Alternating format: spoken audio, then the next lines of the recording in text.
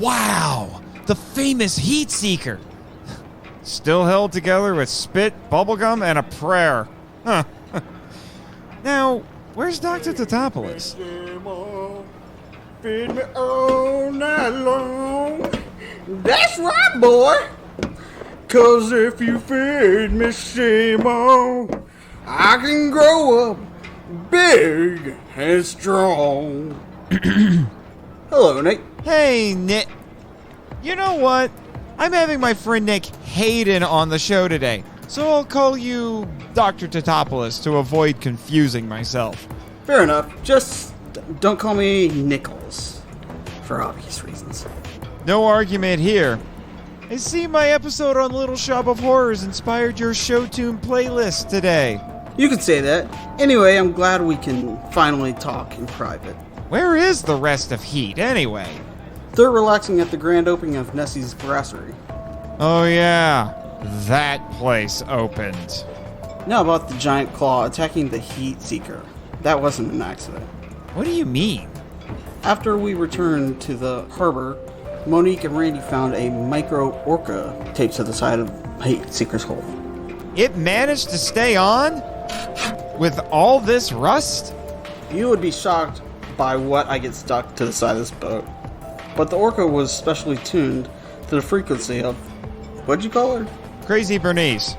Crazy Bernice's cause. It led her right to us. Good thing Gino's your bodyguard. When I finally win that lawsuit. Are you saying someone sicked Crazy Bernice on you all because you were getting too close to the beta site? If by someone you mean Winter, then yes. Given the weird things we've observed since he took over, I have no doubt he's up to something over there, but I can't prove it. He's covering his tracks very well. After Ozaki told me the story about following the thief who stole the blob, I went to that creature's display to examine it. I don't know what's in this space gunk scraped off the building after you return from orbit, but the sample I took matched the blob's DNA in the island's database. Maybe Winter altered the records. No, Randy didn't find tampering with the data. I guess Winter's goons returned the blob. Obviously. This is why I'm meeting Mr. Gold later today. Winter's cowboy crony? You can't trust him. I'm well aware, but he offered me a promotion a few weeks ago. Never take an offer from Winter. It always comes with strings attached, and they usually unravel. I know, but maybe I can learn something from the inside, get some evidence. And wake up next day on the beta site. Winter's a crony capitalist, but he's not a murderer. Right? Do you really want to test that theory? I don't know. I want to shut down whatever Winter's doing too. He's experimenting on these incredible creatures for profit, and some of them aren't surviving. But even Monique hasn't been able to get in. That's because Winter knows what to expect from your French super spy. You won't expect that with me. Don't be so sure. Your reputation for righteous indignation precedes you. Do you have any better ideas? At the moment, no. Then maybe it's worth a shot. Maybe. Just watch yourself, Nate. I will. I gotta get to the studio. See ya, Dr. Tatopoulos. Bye, Nate.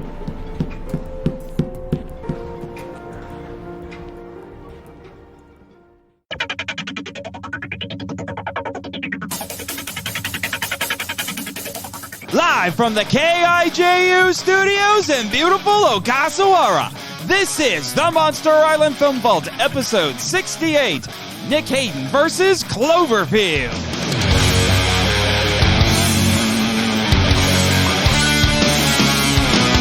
Hello, Kaiju Lovers, and welcome to the Monster Island Film Vault, a podcast seeking entertainment and enlightenment through tokusatsu. I am your host, the film curator here on Monster Island, Nate Marchand. Yes, Jimmy, I am aware. But we're not here to talk about that. No. We are not here to talk about that. But thank you for making sure that my guest got here safely today. I was a little bit worried, but I'll let him tell you all about that. He is the co-host of Derailed Trains of Thought and OC Remix's biggest fan, the world's most outgoing hermit, Nick Hayden. Hello. It was a little bit of touch and go. I come in via helicopter, which seems like a safe way to go, but the storm came Generally speaking. Anyways, falling, screaming, a couple broken bones. Not for mine, but other people's. Well, that storm did come a little bit out of nowhere, I have to say. Was not expecting that today. But then I reminded myself, oh, wait a minute. Apparently some of the kaiju around here can affect the weather. Looking at you, Mr. Ghidorah. Anyway, I got in here. Jimmy helped me a lot. He was a good guy.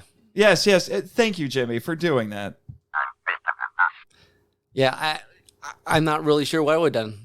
Anyway, thanks, Jimmy, and it was nice of you to help me set that guy's leg. So the leg? Yeah, the pilot broke his leg. We had to pilot right there.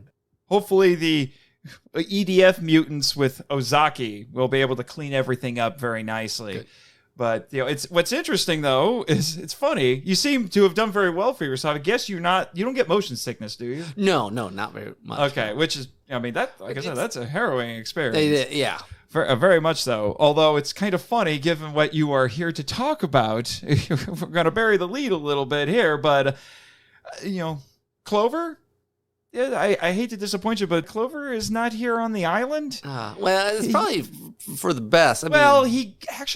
It's weird. He got moved very recently. He was here for a while, but he got moved to the beta site all of a sudden. And the only explanation given, and I'm not 100% sure I buy this, is that Cameron Winter and the board are claiming that they've been getting a lot of complaints from tourists about feeling sick just looking at him. Oh, I can kind of see that, yeah. I mean, yeah, he's a ugly goober, I'll say that, but make you sick ugly? I would like to got a little video on my cell phone of him, but okay. As you were flying over. No, I was just hoping to. I brought my video camera and everything, so I could show my kids and wife. Yeah. Oh, so Jimmy will do a little flyby. Good. But he can't get too close. He's been told that if he gets too close, he's going to get fined again. I'd rather not get another helicopter, just so you know. Good choice, Uber Moger. Okay, sounds good. Yeah, okay. He needs to get some more money. Like all of his Uber money from the last 6 months got taken away in a fine because he got too close to the beta site. Oh, about a few weeks ago. So anyway, we need to actually get on topic. That is a thing. We try to be on topic around here. At least try. But today, you are joining me for the next installment of America, America, America, America, America, America, Ameri-kaiju.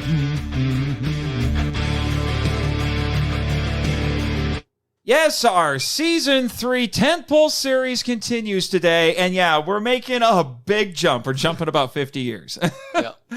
It's a massive jump, at least in the tentpole series. We did make some pit stops along the way. We stopped, we had a couple of bonus episodes. We stopped a little bit in the 70s with Beware the Blob. We stopped a little bit in the 80s with Clash of the Titans and Little Shop of Horrors. So I made sure to get some of those in there, but as I said before, cuts had to be made. I can only do so much. But now we are at Cloverfield from 2008. And I'm so very glad that I had you on for this one because it's gotten a little popular in the kaiju fandom to hate on this movie. I don't claim to be an expert in kaiju films. Most of the ones I've seen, you've shown me. But Cloverfield's one of those films when I went to see a theater, it was an event. And an experience. And just having rewatched it, I still really enjoy it. Mm-hmm. So we'll have to discuss why they dislike it. And yes, indeed. But I should also mention, because, what other Toku topic is there? You can't get around to talking about Cloverfield, and might be a little somber of a Toku topic, admittedly. Though hopefully a little more exciting than the last time you were here. Gorillas in Captivity, not the most exciting thing in the world, apparently. Although that Mighty Joe discussion, whew. Burning orphans. But anyway, we're going to be talking about the aftermath of September 11th. but more directly in connection to how the film addresses it, or doesn't, depending on who you talk to. But it's a very post 9/11 movie. Yes. Which we'll get into. In the meantime, though I am no longer contractually obligated to do so, it's now time for the entertaining info dump to get everybody on the same page about this movie.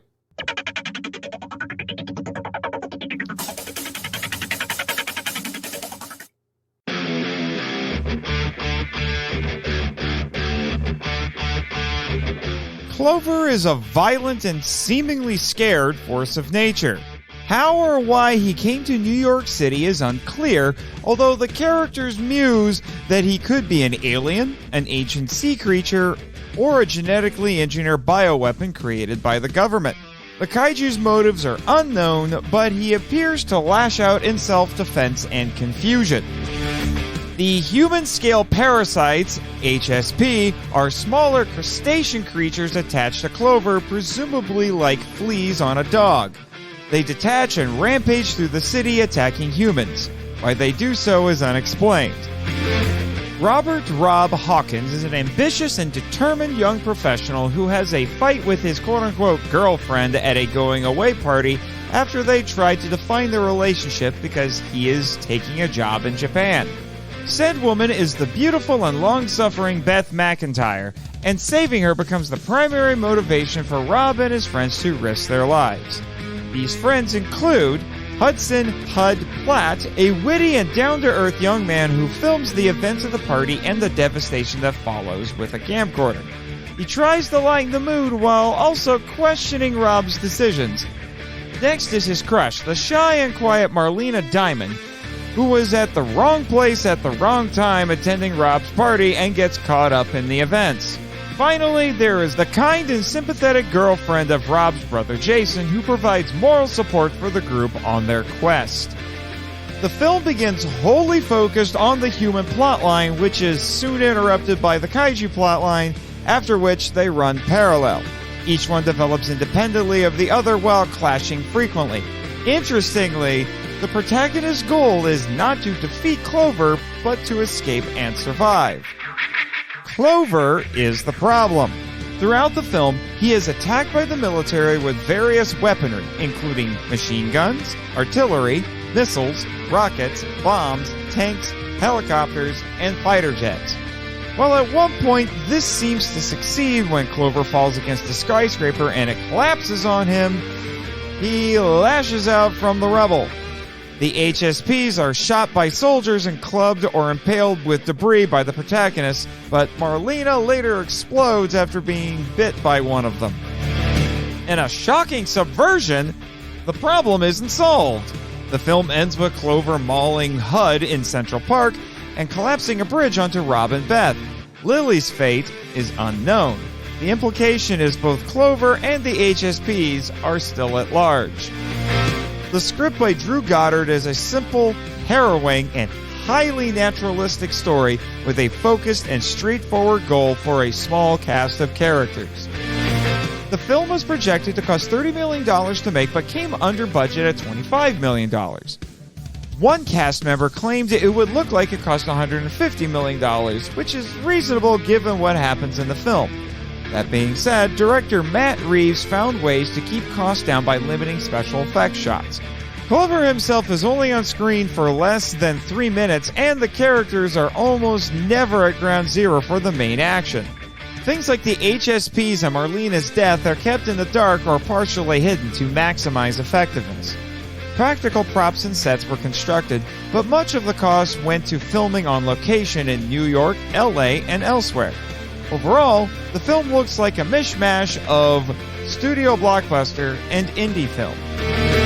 This is a very serious and dark film with character-driven humor sprinkled throughout to help alleviate the constant tension. While as presented it airs toward science fiction, with Clover's origin shrouded in mystery, it's difficult to say for sure. This film was highly experimental because no kaiju movie had ever been made as found footage. It was entirely focused on everyman characters at the ground level, making them, and by extension the audience, feel small and claustrophobic. it's rarely been done since, making it unique. Outside the film itself, Cloverfield is known for its highly secretive production and viral marketing campaign, which paved the way for other blockbusters to do the same, especially on the internet. This film was an expansion of style for the kaiju genre because it was the first found footage entry. Thanks to that and its enigmatic promotional campaign, it helped popularize the found footage genre that hadn't seen a major release since 1998's The Blair Witch Project. Aside from the Asylum's mockbuster, Monster, which released on DVD several days before this, and some scenes in a few other movies like Shin Godzilla, this remains one of the few major found footage kaiju films. The film was made to launch J.J. Abrams' studio Bad Robot Productions after he visited Japan to promote Mission Impossible 3. He wanted to create an American monster that had as much impact as Godzilla that wasn't King Kong.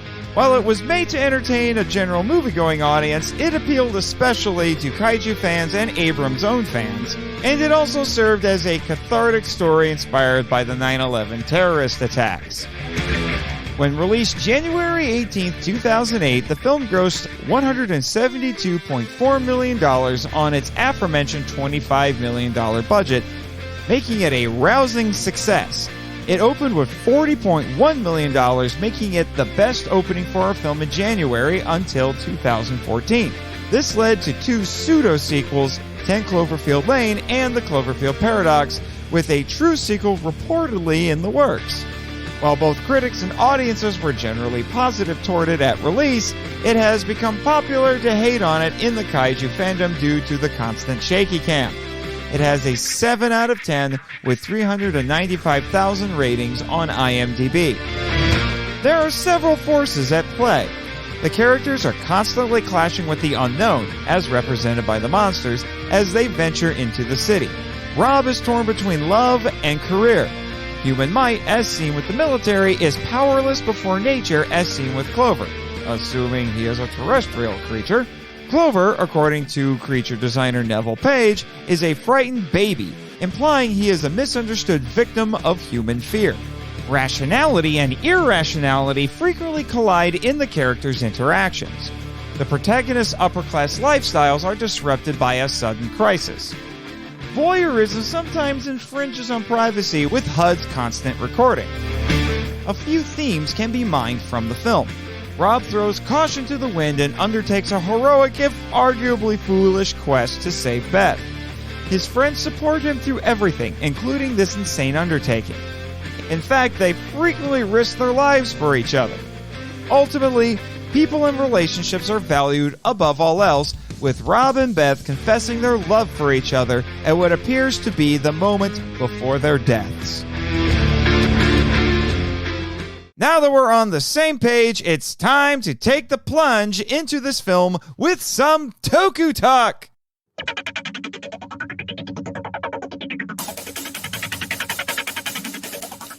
Okay, so Yes. Does this qualify as surviving the movie? Yes, I think. For some people, it is a test of survival. Yeah, it's like a disaster movie, basically, but with a kaiju. Well, that's what kaiju really are. If you look at the Japanese origins of kaiju, they are basically walking, living natural disasters, which makes sense because Japan is a very disaster-prone country. Well, yeah, and everyone dies in this. Don't spoil. Well, you already spoiled us. That is true, but one person might have got well, yeah, it's a little weird. But we were discussing this as we were watching, because this is actually the first time you've seen the film in a long time. Well, right? I think it's the third time I've ever seen it, but it's been probably despite the fact that it's 5, 8 years, probably. Yeah, despite the fact that the last line of this movie is an inside joke for you and Natasha. Yeah. Well, we've changed it because technically the last line is I had a good day. I had a good day. But we just sometimes will just turn to each other and be like, it was a good day. And we usually mean it, but we always know in the back of our minds, it's like, oh, wait, no, that means like everyone died. It's a pretty clever ending. It is. But that was the thing. It's been a little while since I've seen this film as well. So we're working backwards today. Yeah, a little bit. Okay. It wouldn't be the first time. Actually, the last time we were here, we worked backwards. We don't have to work backwards we can do necessarily. It works. But One of the things I just want to point this out that dawned on me as we were watching it today is there's a lot left unexplained in this movie, which I think if you're a fan of J.J. Abrams and Bad Robot, which you are, stuff like I'm a lost. If you listen to yes. Derailed Trains or your spin-off podcast, The Weekly Hijack, you're a huge fan of Lost. So this kind of J.J. Abrams, here or there. I didn't watch much of Alias, but Lost is my thing. Yes, Lost is your thing, and this was at the time of Lost. Yes. It was like probably, I think it was at least a couple seasons I would say 3, a couple seasons. I think it was probably on season 3 or 4, That's I want to say, 2008. And so we're in the height of that sort of mystery, like obscure sort of thing. But like you said, everything about the monster's not explained. There's very little explained. The scientists here still don't know a whole lot about Clover. There's this prevailing theory that he's actually a juvenile. Yeah. Which means as big as he is, he could get bigger. And apparently, according to Cloverfield paradox, that's true. We won't mention Cloverfield paradox. The quote-unquote sequels to this are weird. Yeah, I don't know if there's a director. Anyways. Yeah. Yes, Jimmy, I know. Paradox is a bad episode of Doctor Who. But it's interesting. The movie really is. It's one thing I've always enjoyed about it is that it's very much these. How many people are basically 4, 5 people? 4 for most of 5. Well, it starts with 5. There's technically a 5th, but brothers one person dies pretty early on. But it's really just very, very focused on their experience of this thing that they know nothing about. It is incredibly focused on this particular group of characters and what they know. There's no cutting away to experts who know what's going on. We meet so-called experts, but they don't know we meet anything the military, but they don't know anything either. I mean, there's even a line where they ask one of the soldiers, like, "What was it? We don't know, but it's winning," or something like that. But like the not knowing is part of the horror of the movie. Yes, I think the unknown is more frightening than anything else. The way this movie's set up, I'm glad they didn't answer anything. I mean, I get completely people want to know, who want to expand the universe, who want to, because we want no answers. But for the sake of the movie itself, I'm glad that they didn't. Yeah, I would agree with you because there's such a thing as over-explaining. Mm-hmm. And this is one where it tells you basically nothing. You only know what the characters know. I guess it's that difference because nowadays everything's a universe, It's the Cloverfield universe, the Marvel universe, the Kaiju, whatever. Yeah. But as a movie, it's not a universe. No. It's 4 people's lives. Yeah. And that's all it is. And there's clearly bigger things going on. Yeah, but that has nothing to do with it. I mean, it's just their. Well, let's talk about the characters here a little bit. We talked about how everything's kind of mysterious. I have run into, in my research, a lot of criticism of these characters. People either like these characters or they really don't. Okay, so I bet I could guess, but what is the reason for hating them? The nice people who don't like them just say they're not all that interesting. Okay. They're kind of bland, to which I would say I think that's the point. They're just supposed to be regular people. Yeah. Then there are those people who think that they're just jerks, or some even go so far as to say that they're, high class, high society kids, and the fact that they're being put through this horrendous experience, well, people enjoy watching them suffer. Okay, I don't understand that. At all. There's some class envy going on there. The fact that there might be bland, I tend to agree with you in the sense that they're supposed to be kind of just your everyman. What's the word we use? Naturalism. Yeah, this is idea. An incredibly naturalistic movie, and they started this off with the premise that they wanted to do a very naturalistic movie. And the thing is, that was actually a really fresh idea at the time because we got so used to it, these quote-unquote found footage movies just inundating us for so long that we forgot that this wasn't always the big trend. Now, Cloverfield is not the first found footage movie. It's not even the first major found footage movie. That title belongs to the Blair Witch Project. This is the second one I know of. I honestly think this popularized the trend. Yeah.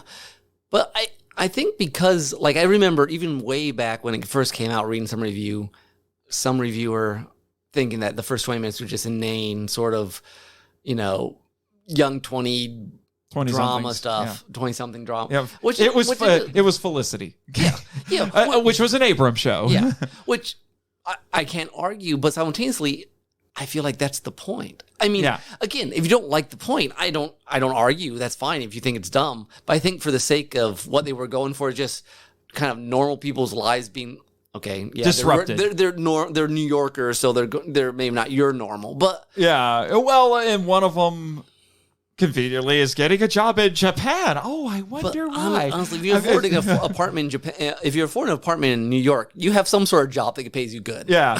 Hey, Jimmy, here's a crazy fan theory for you. Do you think Rob in this movie? Do you think his job? Because they never tell us what it is or who he's working for. You think there's like that outside chance it might have been Monster Island in 2008? You'll look into it. Good idea.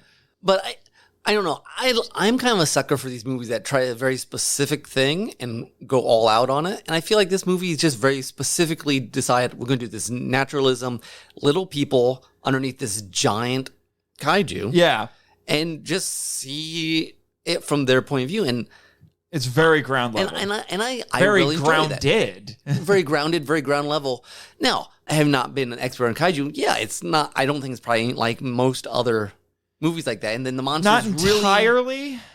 I can only think of one other found footage kaiju movie whose trailer we watched before we started. Count. That doesn't count. Hello, Asylum. We see you, Asylum, but we don't necessarily like you.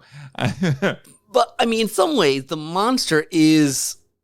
It's just the force of nature with which they must contend. Yeah. What? A MacGuffin? Not really. I mean, but it's not a MacGuffin. They're not looking. The girl, Beth, she's the MacGuffin. No, I know, but I guess I use that word not because that's what it is, but it's replaceable. Like, you could put a variety of different things. Mm-hmm. It's more interesting with the giant monster. Well, which we'll get into in the Toku Topic section, let me tell you. But I feel like the criticisms of the characters are a little bit harsh. How many people are going to be like Rob and just say, screw it, I'm going to go get this girl? Yeah. And they're making a big deal about the fact, like, oh, they've been friends since high school, and now they slept together, so I guess that means they like each other, but they're acting like they don't like each other. Yeah. And, so then it turns into the Odyssey. We talked about that. It's basically Rob is basically Odysseus being opposed by the gods, going through many, many obstacles to get back to the woman he loves. Yeah. It's a journey. It's a journey. On one hand, while it's very grounded, very... Okay, this is not quite true. I was going to say it's not. It's obviously it's cinematic because the footage... But it's also half not cinematic. It's half like home video. Oh, it's very home video. I mean, like... It feels That's like the motif. But because it's trying to not have those sort of like cinematic moments, but it's still a guy being a hero? Yeah, well, see... I listened to the commentary by director Matt Reeves, and he actually said their goal was to make Rob, in his words, an unheroic hero. Yeah, I think... Because he's always scared. He's always scared. He tries to do something heroic, and it doesn't quite work. No, but that's what... But he intends to do something heroic. No, but in the context of like home video, found footage sort of thing, you don't want to see a hero in a heroic sense, but you want to just see normal people doing things that... Mm-hmm. If you filmed it right, would look heroic. Because all it really is guys saying, I love this girl. I should probably try to help her. Yeah, because no one else will. Because no one else will. And I think there's something to be said about that. I would agree with you, very much so. And then the other characters are all interesting. Hud. Hud's your comic relief. Who you would be. Like, why are we doing this? Like, seriously, guy, we can do anything else. Yeah, he's the comic relief and also the straight man, if that makes any sense. No, it does. Okay, I'm going to bring my Lost in here. So, Hurley is basically the same character. Because Hurley is always, out of his mouth, comes with the audience's thinking. And he's like, so Hud's like, no, we can do anything. Like, why are we doing this? Why are we going this way? So, you're saying we die if we go in, if we go above, we die if we go in the tunnels, we die here. I mean, that's a very kind of Hurley-esque sort of phrase.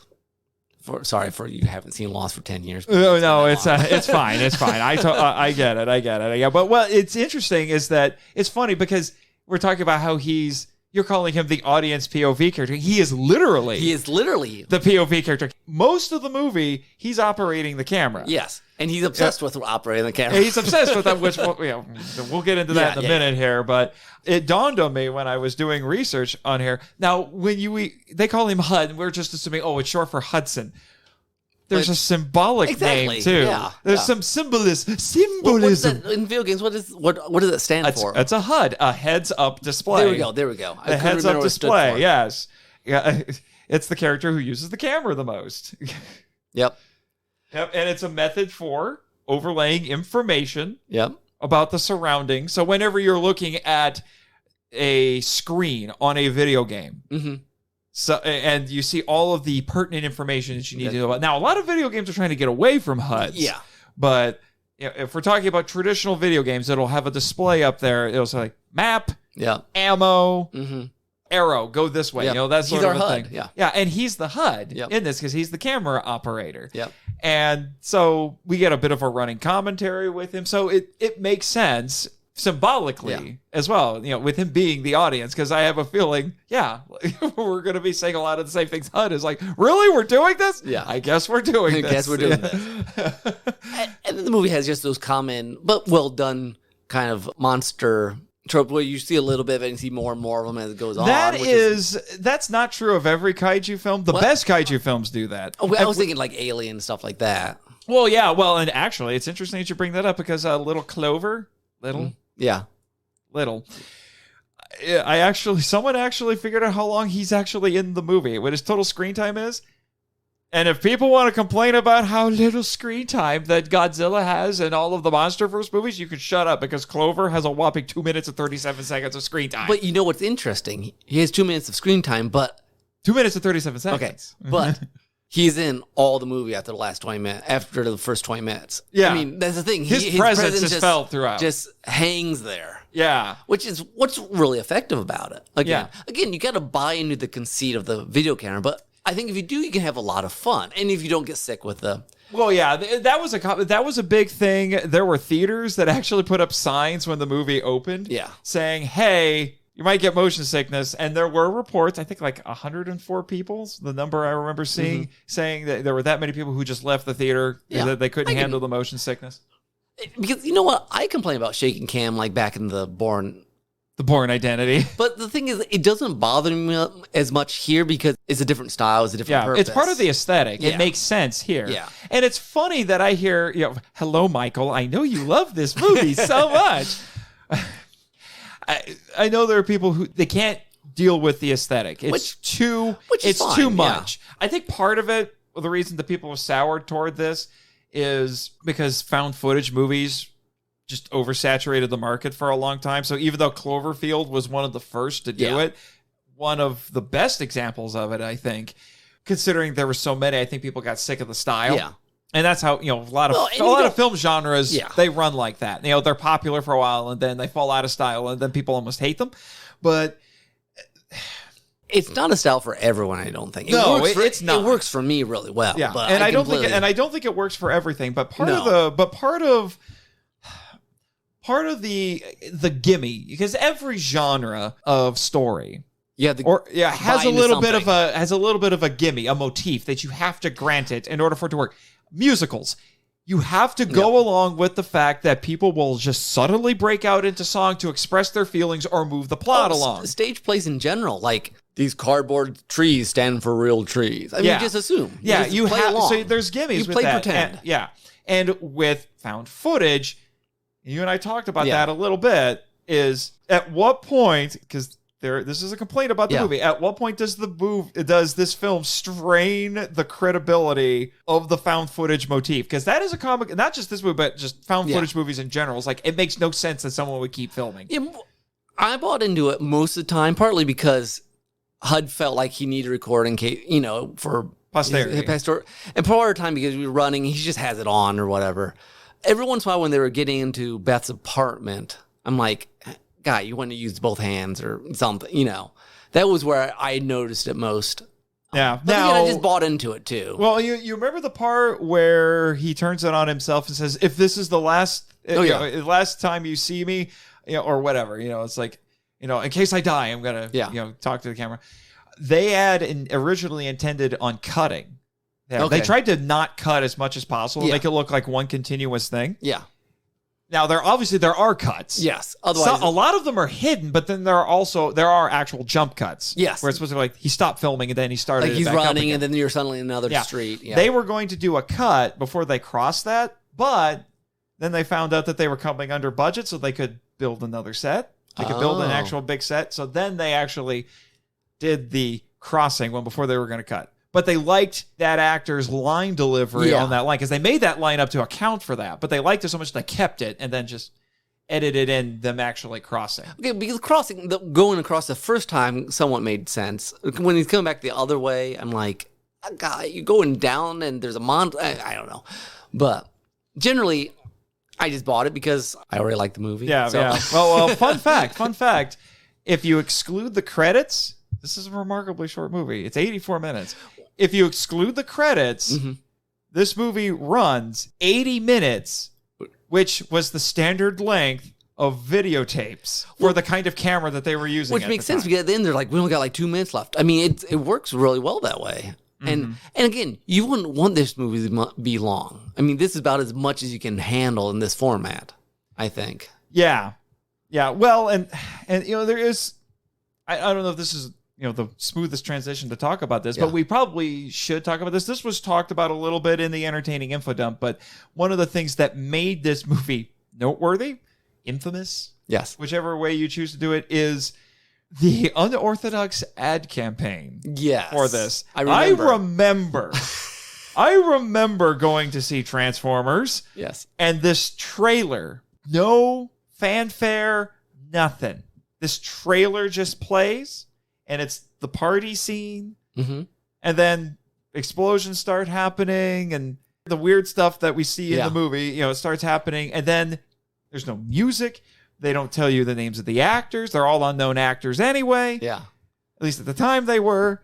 It doesn't even give you a title. Yep. It just gives you a release date, which became a joke a little bit. It's like the title of the movie is the release date, just 1/18/08. Yeah.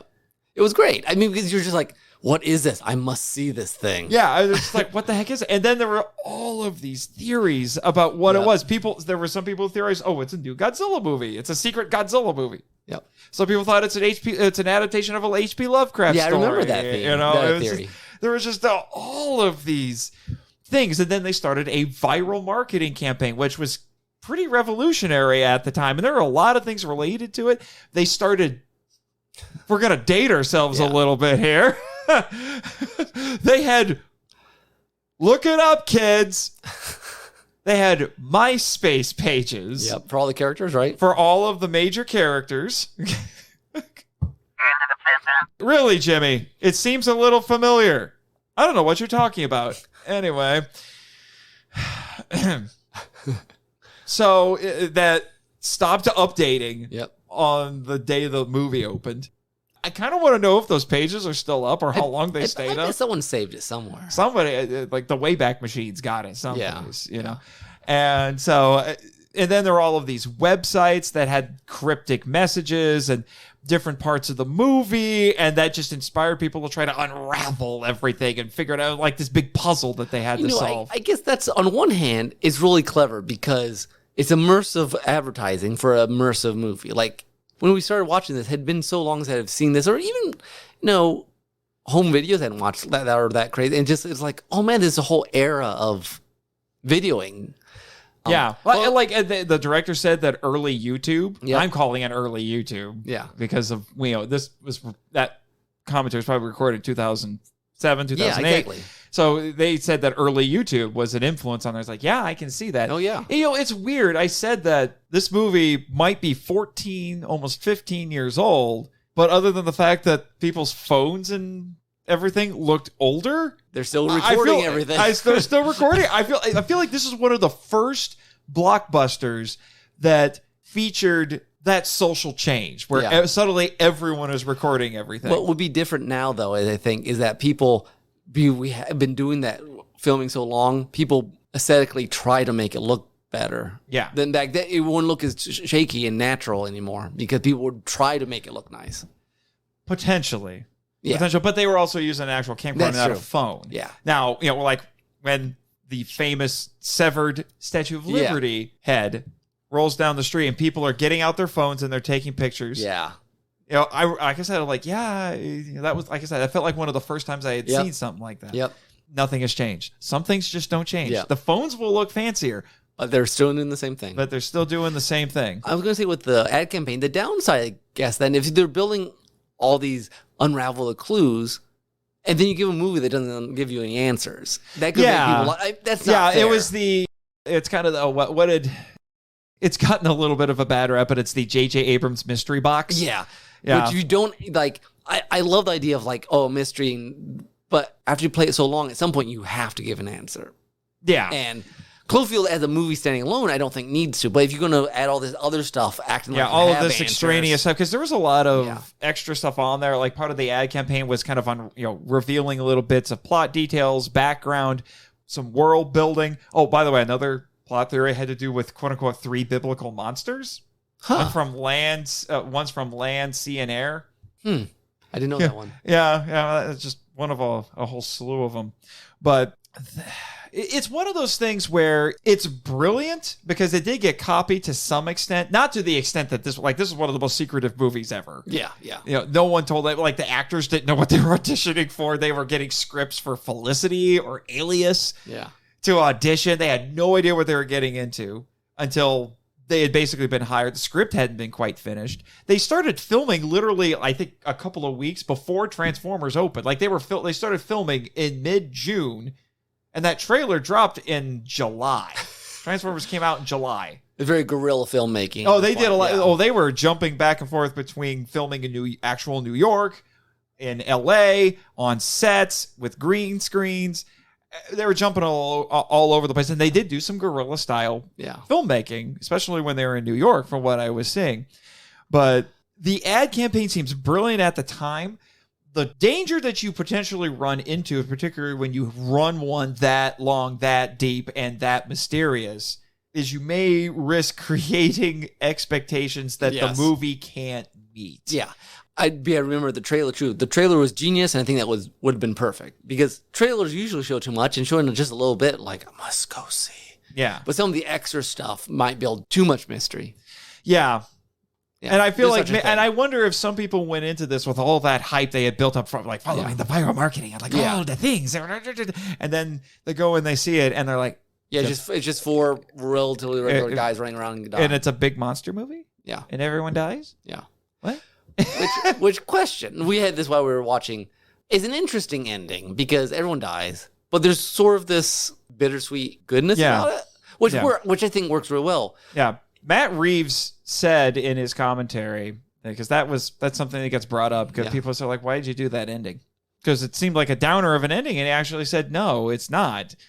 The characters accomplished what they accomplished. The movie is not about them surviving. Whether or not they survived, or actually, he said, whether they survived or not is not important, because there are some people who think they made it out. Okay. Because we don't really see them die. That's true. We don't not actually really. The camera gets buried in rubble, and we hear them scream their love for each other. We don't know what happened to Rob and Beth. That's true. We don't. They could have gotten away. They could have survived the rubble falling on them. It's possible. But the real conflict of the story is, will they figure out that they love each other? Yeah. And that is accomplished. Yeah. So Matt Reeves said, the point of the movie, the point of the story is these two figuring out that they love each other. Mm-hmm. It's not whether or not they survive. Yeah. So you could make the argument that even if it took all the way up to the moment of their deaths, they figured out that they love each other. They confessed their love for each other. And that's all you need. Yeah. And everything's, the entire movement of the non-heroic hero, Rob, is, okay, I need to do this. I'm scared, but I need to do this. It's living out this I do get a bit of an impression. This is an interesting commentary, I think, that, and I think this is why some people, like I said, just didn't like these characters, is they all look like they're socialites and they've had a bit of a cushy life. Well, okay. They all look like they're doing very well for themselves. It sounds like Rob got a really great job and everything. And now suddenly that is all stripped away and he has to go out there and do the most harrowing thing. Yeah. Harrowing for anybody. I don't care who you are. It's harrowing for anybody. But I guess the movie really is about stripping everything away. Yeah. I mean, that's the whole disaster movie motif anyway. Well, yeah, and it's also very in keeping. We'll talk about this a little bit more in the Toku topic, but it's also very in keeping with classic kaiju movies. It's you have these ordinary characters whose ordinary lives are completely disrupted and at points stripped down to the bare essentials by the actions of the kaiju. And maybe, I mean, that's the thing. You know, maybe there's these cushy socialites. I mean, the problem is there's too many things. They don't know what's really, if you want to get all philosophical, they don't know That's what really why people come matters. here. They don't know, is an unexamined life is not worth living, Yes. to quote. Yeah, well, and Matt suddenly they're like, oh, wait a second. The only thing that really matters for me is... Yeah, and Matt Reeves said in his commentary that for him personally, because he acknowledged the 9/11 aesthetics. Yeah. And we'll talk more about, like I said, in the Toku Talk, we'll talk about that more. For Matt Reeves, he said the movie is an allegory about priorities. Yeah. What's important? What is important to Rob? Well, at the start of the movie, it's having a really great job. Yeah. And getting to live in Japan. And it's going to be great. There's kaiju and superheroes and monsters and everything else there. And pretty anime girls. But, but I'm going there because I have a job, get to live in this exotic place and have a really nice job. And clearly, Beth is not happy about that. We don't get a lot of their argument, but we know she's not happy. Yep. And then Rob figures out it takes freaking Clover wrecking New York for him to realize, you know what? You know what's really important to me? Beth is really important to me. It's an existential crisis. Yeah. Both for the whole city and for him. He's an unheroic hero who goes on a hero's journey. The downside then, I guess, is the fact that the other characters really don't do anything. I mean, his journey. Yeah, it's his journey. Yeah, HUD is there as the witness. HUD is there as the witness. He does what he needs to do. Yeah, and Marlena is there to kind of... she's the love interest for HUD, and she's also there to... She's sort of that, like, I was in the wrong place at the wrong time. I don't know you people. I barely know you. I'm just here because I'm friends with someone else. She comes off very sad because she wasn't meant to be there. She's just following along. I guess she had no priorities. Because her story ends very tragically. But so I guess that's part of the tragedy. I mean, if the story, let's just assume, is about priorities, she doesn't have any, does she? Like, not really. Because she was, she talked about how she was drunk every time she met them previously. She was supposed to meet these people. She's just sort of there and lost. She's floating through life. But she's the sort of person who'll go and beat a crazy thing off. She'll go along with the crazy but she'll save HUD with the stick and So beat off the parasites. So maybe that's her. Again, nothing's very direct in this movie necessarily. No. And I think that frustrates some people. But I guess you could read in that her journey, so to speak, is just to at her very heart, she's the sort of person who'll stand up for some random other person. For sure. Yeah. Which is, in the context of this movie, is not all you're going to get. I do think she genuinely cared about HUD. Yeah. But it's kind of like, it's almost like a parallel, almost foil, I guess, for Rob and Beth, where it's two characters who like each other, but they can't admit it. Now, we know that HUD got a thing for him. Oh, yeah. He makes it abundantly clear. He flat out says it. Then there's the thing where he's supposed to be interviewing somebody at the party. He's like, he sees Marlene. He's like, zooms in on her.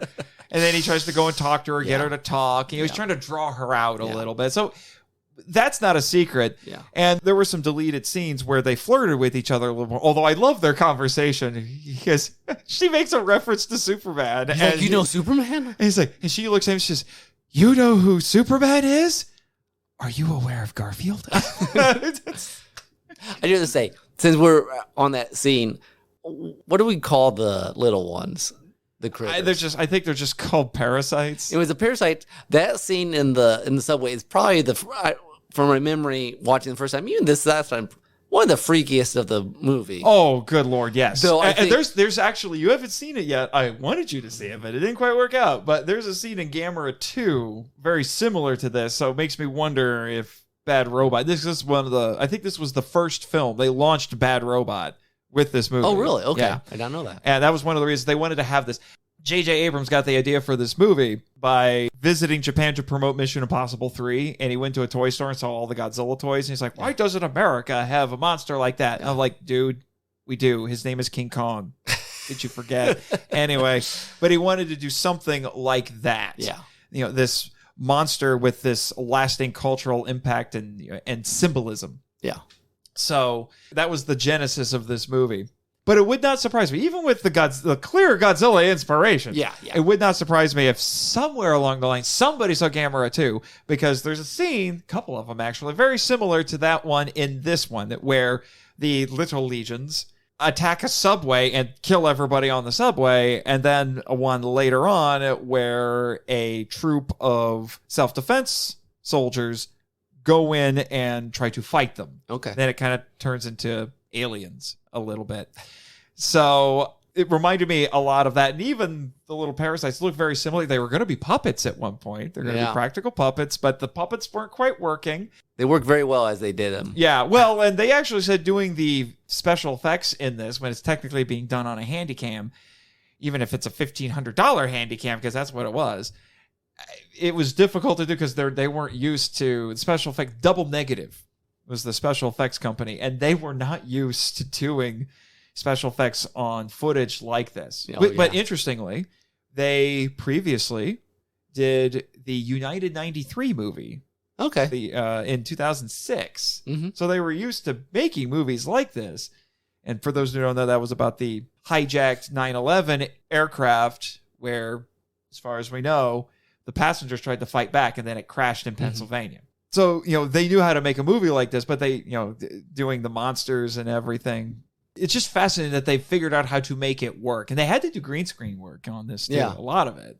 The bridge scene was green screen. I remember seeing that. The movie, I think, does a pretty good job of, you got the long exposition. And what makes that scene you were talking about so great is that it's a case of we see things that the characters don't, because he flips on the night vision. Oh, yeah. And then he sees the parasites crawling on the wall. And then he panics. And then we as the audience, we panic, but the characters don't know for a couple more seconds. And then we can't see half of what's happening either. Yeah. But the movie does, after the relatively long exposition, does a great job of just kind of ramping up and, just kind of, and it has a nice, then you slow down at the subway and then it ramps way up, and then we slow down a little bit with the military and then it ramps way up. It's paced pretty well. Yeah, well, and there's no music in this other than, until the credits, except for some diegetic music in the party scene. Yeah. Which is fascinating. Fun fact. There wasn't a soundtrack made available for this, except there was basically a mixtape album called Rob's Party List or Party Song List or something like that was made available. There was just a bunch of popular music. But the crew, the filmmakers, used sound effects to kind of cue things. So you'll hear buildings kind of creak or structure kind of creak right before, say, there's a monster attack or something like that. Or in the final scene, the use of the siren, that was actually Steven Spielberg's idea. Oh. They showed an early cut of the movie to Steven Spielberg, and he said, put in some sirens so it'll be like a countdown to the end of the movie. Nice. So that's how they did it, to build the tension. Was it music? The sound effects were, they're very effective. The sound mixing in this is incredible. They go into Beth's apartment, and then the alarm, the beeping's going on, and it's just like, oh no. Which brings another thing, is that they do a very good job of doing a whole lot of discussion stuff just slightly off camera. Yes. Pulling Beth off the rebar. Oh, that's so painful to watch. The exploding. Poor exploding Marlena is behind a barrier. Yeah, they actually, in the special features on the Blu-ray, they actually show you how they did that. Oh, I don't know if I want to know. It involves chocolate syrup, so Psycho. Psycho, yeah. Chocolate syrup, Caro syrup, and some food coloring. And then they just splattered it. And they put some bits in to make it look like squishy innards. Yeah. And sound effects. And sound effects, yeah. So, but it goes by so fast, it barely registers. But it's one of the most difficult scenes in the movie to watch. Yeah. And again, nothing's explained. We don't know why she did that. We don't know if the parasites, we don't even know what they are. No. Some people thought they were supposed to be baby versions of Clover, but they're not. So then it's more like, but they're called parasites, so it's more like they're fleas?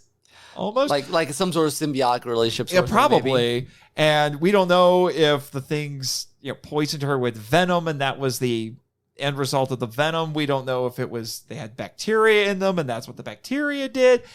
I even saw one theory that said, "Oh, it's like the xenomorphs from Alien, and they planted eggs in her, and then the eggs hatched."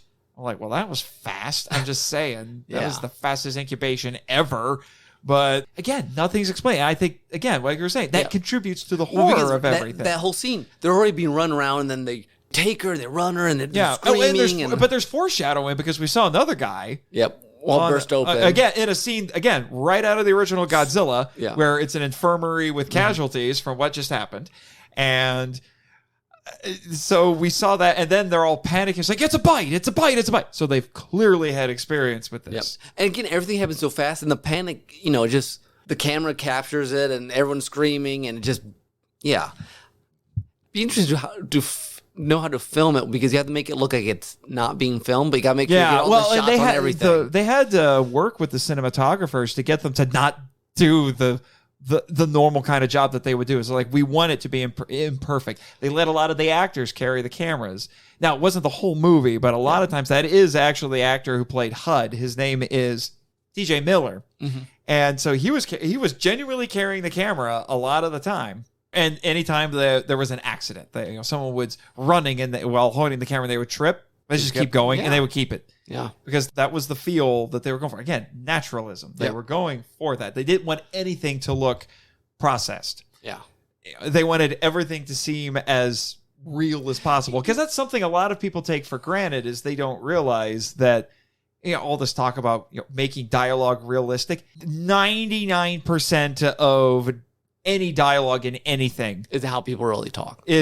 It only resembles how people talk. Yes. It rings true, but it's not really true. There's very few movies that have true naturalistic dialogue. And I would say not all of it, because a lot of this is scripted. But it's closer. It's much closer, because there are points where it's improvised. And that feels even more naturalistic. Which is why it probably feels a little inane to some people, because it just feels like this is just, you're just repeating yourself. I hear this every day. You're repeating yourself, or you're not saying anything. Well, I catch myself thinking sometimes, become a writer, like I'll say something, but I'll start like at the middle sentence and it makes no sense and no one answers. I'm like, if I wrote that in a book, it would make no sense. But in the context of just living, it does. Yeah. But you would never write it. Yeah, no, not necessarily. But yeah. So that's just one of the... I feel like it's unappreciated. It's underappreciated. Like I said, it's gotten popular to hate this movie. And every time I watch it, I'm sorry, Michael, I can't agree with you. I find so many things to like about it. I think it's just time has not necessarily been kind to this. Not because the movie is bad, not because it's aged poorly. I think it's aged very well. Yeah, it really has. There's just been so much stuff like it that people got sick of it. And see, I'm lucky enough that I really didn't see much besides this one as far as the found footage goes. So, well, I've seen some more, and if I didn't see it, I heard all about it. It was very popular in horror movies. Yes, I don't watch horror because movies, it was cheap and easy to make them. And that was the thing. This is a studio movie, and it was as experimental as it is. It's very conventional at points too, and I think because it was such a low risk investment, I think that's why Paramount was like, okay, it's not going to cost a whole lot, so sure, here you go. I mean, they even released it in January. That's like the graveyard dumping ground for movies you don't expect to be successful. So, the fact that it was released then and it was successful, I think tells you a lot. It gets points for me just because, it's just one of those movie experiences. I just remember watching it and kind of sitting there after it was done. And then I think my brother and I watched it, and then we went back to his... the taekwondo studio right next there. And we were just talking about it. Like, it was just an experience. And there's not a lot of movies I'm like, that was an experience. There's a couple of them in my memory. But that's one of them. Yeah. I mean, for some people, it was too traumatic of an experience. Yeah. For me, it was right timing in my life. And it's interesting, too, because normally, like nowadays, they complain sometimes about action scenes and stuff being like, things are just happening. We don't know what's going on. And I love the old school Spielberg where you knew where everything was. Oh, yeah. In Riz Lost Ark and the airplane scene, you're like, I know exactly where everything is and how it's coming.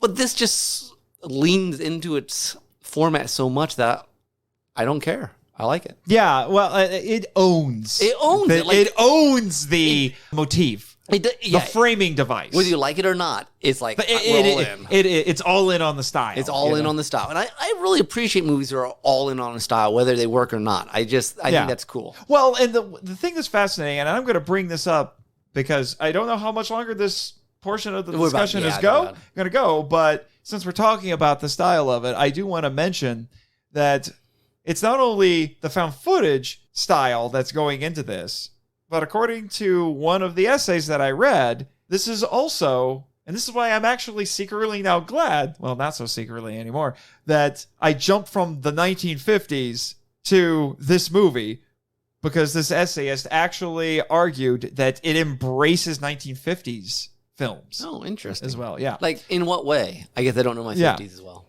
It intends to be a catharsis for trauma, which is very much what the original Godzilla was, which again, we'll talk about more in the next segment. In this way, it's serious and unironic. Yes. When most of the time, movies like this, especially when movies like this being made at this time, or a little bit before, like in the 90s, they would have been tongue-in-cheek. They would have been ironic. Mars Attacks, for example. Very, very, very tongue-in-cheek. So here's a little quotation here, not by this essayist, but he was quoting someone else. He said, quote, "Contemporary recreations of 1950s films are not trying to be craptacular." That is the actual term. Because he opened by talking about an asylum movie. It was like Mega Shark versus Giant Octopus or something like that. They are trying to be sublime, involving their audiences in the majestic, the awe-inspiring, and the literally overpowering, speaking the language of excess and hyperbole to suggest realms beyond human articulation and comprehension. End quote. I like that is a very 1950s. I've seen enough. I went through several 1950s films on this show, and they were all very self-serious. Even the giant claw, which is what makes it funny, is because it is incredibly self-serious, but the special effects are terrible and destroy all of that. Yeah. So the quote-unquote end of irony came about because of a sensitivity to the images of destruction in cinema because of 9/11. Yeah. It seemed exploitative and in poor taste. Instead, it returns to the self-seriousness of the 1950s, or as another essayist that this author quoted, quote-unquote, decided grimness. Oh. Yes. So here's another quotation along those lines. To the same degree that these films, through their imagery, allow the audience's masochist surrender to, or even wallowing in, one might argue, their own worst fears, they also, through their plots, converted masochist passivity into sadistic reassertion of individual, collective, and institutional control. In contrast to critical accounts that highlight one of these two facets over the other, it is important to see this progression from masochist submission to sadist reassertion as the dynamic that drives these films. End quote. So basically... Okay, I'm half understanding. Yeah, I think what it's basically talking about is that, so, masochistic, so you're enjoying your own fear at that point. And then it becomes, so it's a sadistic reassertion of the individual, the collective. So, because 1950s films were steeped in the Cold War, so all of these things were meant to be Cold War allegories, or at least influenced by the Cold War in one form or another. So, if we have Invasion of the Body Snatchers, it's alien pod people, but they're really commies, and the characters are the Americans and they're the good guys. So now it's like, we're gonna beat the aliens, which means we're gonna beat the commies. Catharsis, that's fear and suffering, sort of thing. Yeah, that would be my interpretation of what. And I read the whole essay, so I know the context of what he's talking about. And along those lines, he pointed out, and I think this is just a great motif that you see throughout this. You notice that the crazy kaiju stuff, the big grandiose events, are erasing the private, more down-to-earth things with the couple before that. It's erasing all of that, as if to say, quote, trauma trumps happiness. Oh, interesting. But I will say that is kind of haunting. And another essay I looked at talking about this had another take on that particular facet of it. But it is interesting to look at it through that lens. So I may have jumped from the 50s to this, but it actually makes sense in terms of progression. Yeah. So it's going back to the 50s because there's not a shred of irony in this. No. And again, having done those, and we talked, is that I think the ending they made is the proper ending, though it's not a happy ending. Mm-hmm. I think it's the true ending. I don't know. I think it. I don't think it would. I don't think it would have necessarily rang true. Exactly. That's what I mean. If we knew for sure, I think the uncertainty is what does it. It's not like if you want to call them sequels. I mean, like 10 Cloverfield Lane. Spoiler warning for everyone. Technically has a happier ending than this. Yeah, it's still a little bittersweet, but it's happier. Yeah, which seemed fitting for that movie. Yeah. But this movie seems like they get the emotional catharsis of "I love you." Mm-hmm. And the audience, I guess you want to go with this thing, gets the terror catharsis of this unstoppable thing. Yeah. Win. No, if not wins, at least demolishes everything I knew. Yeah, demolishes everything I knew and kills our characters. Yeah. And I mean, Clover literally eats the POV character. Yes. So I guess in a way eats the audience. I mean, we are in his mouth for a hot second. Which is something else, yeah. And if you pay attention, I do think we technically see... Oh, rest in peace, HUD. Little severed bits of HUD in that. It goes by very, very fast, so you can't see it. The sound effects are yes. Oh, anyways, yes. Whew. But I think you've talked about this on Derailed Trains of Thought. It acts as a safe environment to work out your anxieties and your fears. Which I guess even what it was.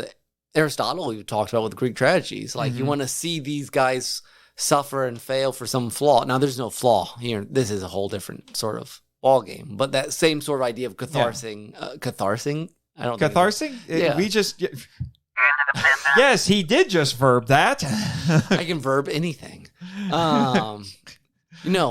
Little story. Apparently, my wife told me, and I assume it's true, that in Portuguese... there's a verb for thing, like I thinged it. So if you don't know what, instead I picked up that thing, I thinged your brother, I guess. I don't know. It sounds kind of dirty. Well, do I need to bring in Chet for that? That would be a hilarious bit of unnecessary censorship. Anyways, so I can verb anything. Yeah, anything. Yes. Anyways. Yes, quite. Anyway, where'd that come from? Yeah, no, shut up, Jimmy. We're not talking about Big Willie 3 right now. So, anyway, there's a lot. As usual, I over-prepare for this podcast, and we still have a lot of stuff to talk about. I'll mention just some interesting things that I found out about this. Going back to, like YouTube style, early YouTube style that influenced this movie. The crossfire scene, which might be one of my favorite scenes of the whole movie, if not the most harrowing scene in the whole thing. Which is when you get your first real good glimpse of Clover. Oh, yeah. That was actually inspired by, appropriately, given what we're going to talk about soon, footage of American troops in Afghanistan getting bombed. Oh, interesting. And he said you couldn't hardly see anything, but that was what made it terrifying. It was obscured, so that made it scary. And the other interesting thing is, the rats. The director said he was told those are the quote-unquote best rats in the business. They're the Pirates of the Caribbean rats. That's great. Gotcha. And there were multiple code names for this movie. Cloverfield was just one of them. They almost called it Gray Shot, which was the name of one of the bridges where they filmed. They also used Slusho, which is a J.J. Abrams thing. They also almost used Colossus and Monstrous. Again, looking at you, Asylum. Might have stolen that. But the name Cloverfield is actually a reference to the street that Bad Robot is located on. It's interesting because it has nothing to do with the movie, yet it seems to fit as a title for some reason. Yes, it does. But they weren't intending on using that. Yeah. Cloverfield Boulevard in Santa Monica, California. Interesting. That's where it came from. I guess that just ended up becoming it was also called Cheese. But they said that lasted for a day, and then people figured it out. But they weren't going to call it that. It was one of the code names, because they do that a lot. Because what was it, like Star Wars was codenamed Blue Harvest, something like that. Yeah, something like that. Yeah. So but they decided to keep it because that ended up becoming the most popular of the code names that got out there. Yeah. So good for marketing. So they just went with it. And Clover got his name from visual effects supervisor Eric Levin. But that he also got a few nicknames from some other people. Like Clovey. Clovey. Oh, another alternate title. The prints for the movie, when they're sent to theaters, they were titled Bertha. They just had all kinds of fun. Yeah, it's just, like I said, so much. You're going to be busy, Jimmy, with your blog. And going back to the 50s connections, there were several classic monster movies that if you pay close enough attention, you'll see them. I did not see them, so I didn't either, unfortunately. But a couple of them have been covered actually, all of them have been covered on the show.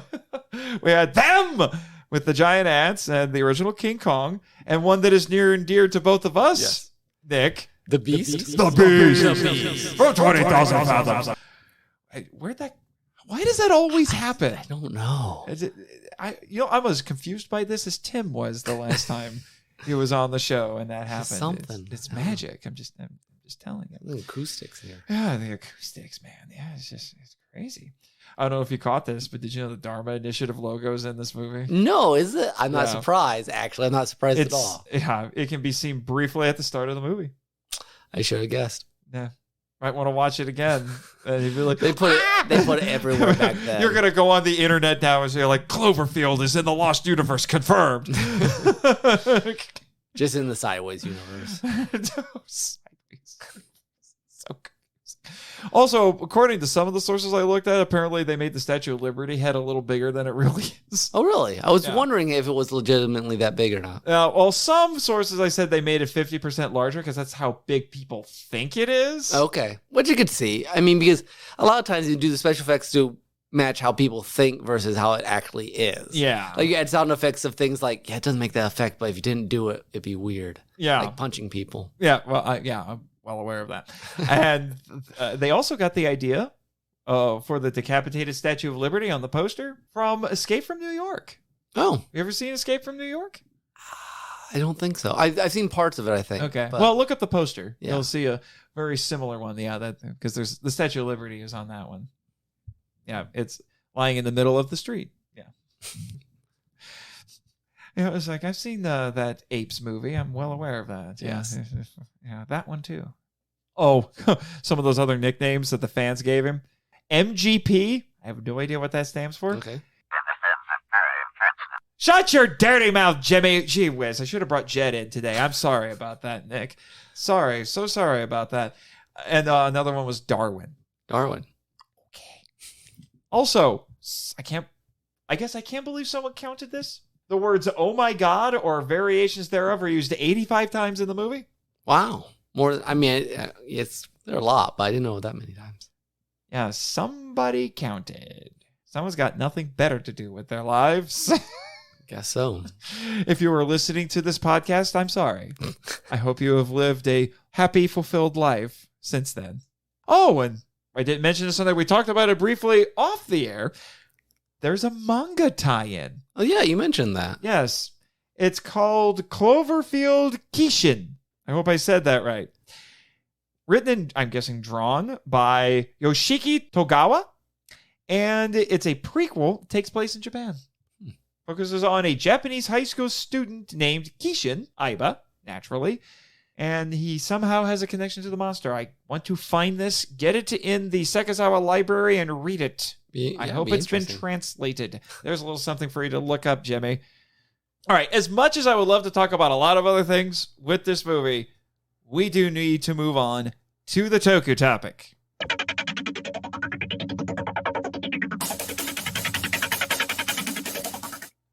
I've gotten a lot of comments on how great MIFV sounds, and that's all thanks to Sweetwater Sound. Whether you're a podcaster, musician, or singer, Sweetwater has the gear that will make your inner audiophile squee with delight. They have the best selection from all the best brands. More importantly, Their customer service is light years beyond, well, everyone else's. They offer fast and free shipping in the continental U.S., free tech support, 3 2-year warranties, and 48-month payment plans. Whatever your audio needs, Sweetwater is your one-stop shop. Visit their website, sweetwater.com, to learn more and find your next favorite audio gear.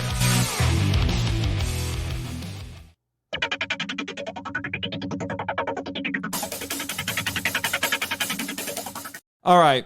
I quickly found out while doing the research for this episode that anything and everything attached to September 11th is just, there's too much. Yeah. Entire libraries of books have been written about this. This is one of the most studied historical events of our lifetimes. Yeah. Actually, it probably is the most studied event of our lifetimes. There's just too much to try to wade through. Way too much. Even if you just want to focus on the aftermath. The events that led up to it, that's a quagmire unto itself, which requires understanding years upon years of history. And even talking about the aftermath is a little bit of a quagmire, especially when you get into the War on Terror, as we'll talk about here. So I ended up having to kind of tweak what I wanted to do because there's just so much stuff to wade through. So what I decided to do, and I'm going to try to get through it quickly, is to just do a very bare bones rundown of what I think are pertinent events to the film that influenced the film. And then I want to talk about some highlights I got from a pair of essays where the scholars talked about Cloverfield, interpreted Cloverfield through the lens of 9/11. Okay. We've hinted at some of the things already before this, but I really think that's where the bulk of the discussion needs to be. This film's attitude toward 9/11 or non-attitude toward 9/11, depending on how you want to look at it. Especially, but given that most of the people who are listening to this are at least old enough to remember what happened, I don't feel that, and especially what happened afterward, I don't feel the need to get into all that much detail. Plus, it's a political quagmire, and I really don't, it's a hot button issue even to this day, and I really don't want to get too much into it. But just to, again, a quick rundown. This was a 3-pronged attack orchestrated by Al-Qaeda terrorist leader Osama bin Laden. That was a name we heard about for years. 19 men hijacked 4 passenger jets, crashing 2 into the World Trade Center and 1 into the Pentagon, with a 4th one, we talked about it already, crashing in Shanksville, Pennsylvania after the passengers attempted to overpower the hijackers. 2,750 people died that day, which is more than Pearl Harbor. This was compared to Pearl Harbor. This was the Pearl Harbor of our generation. 1,500 first responders, iron workers, engineers, and other workers tirelessly dug through the rubble at Ground Zero to look for survivors. Ground Zero being where the rubble for the Trade Center towers, the Twin Towers, were. They were hindered by 2 feet of soot. 2 feet of soot. Let that sink in a little bit. 2 feet of soot. They only found 20 survivors over the course of that. And into 2002, they moved 108,000 truckloads of 1.8 million tons of rubble. Wow. By May of 2002. Some pertinent political things, historical things to keep in mind going into this movie, because this was just, they were making this movie 6 years after the event. The movie came out, it was just over 6 years. President Bush, George W. Bush, his approval rating jumped to 86% as Americans rallied around him and the phrase, "United we stand." Rudy Giuliani, that was a name that we heard a lot, figure that we saw a lot. He was the then mayor of New York City. He gained a very high profile thanks to this. And sometimes it was even a bigger profile than the president's. I remember people calling him America's mayor when it was going on. And he was named Person of the Year by Time Magazine because of how he handled the crisis. Patriotism was running high. New York City and its people were venerated. And so were the first responders. Unfortunately, one of the consequences of this is hate crimes increased against anyone who looked Middle Eastern. Give an example of this. Quote, I hope I say this right. Balbir Singh Sadhi, a Sikh man, was shot dead on September 15th at the gas station he owned in Mesa, Arizona. Mark Anthony, what a name. Mark Anthony Stroman, a white supremacist. There's your problem right there. And we're talking like a real white supremacist people, okay? Yeah. You've kind of, that term's unfortunately been watered down a little bit. I'm not going to get political, but it's been watered down a little bit. This is a real white supremacist. Killed 2 men and injured a third in a shooting spree beginning September 15th in Dallas, Texas. His victims, including Bangladeshi American Rice Bhuyan, were all targeted because they looked of Muslim descent. His motive for the killing was revenge for the 9/11 attacks. And just in case anyone wants to know, Mr. Stroman was executed for these crimes in 2011. Justice was done. There was also a lot of vandalism committed against mosques and other Muslim institutions. That increased by, this is just ridiculous, 1,600%. Wow. According to that's horrible. The source I looked at, yeah.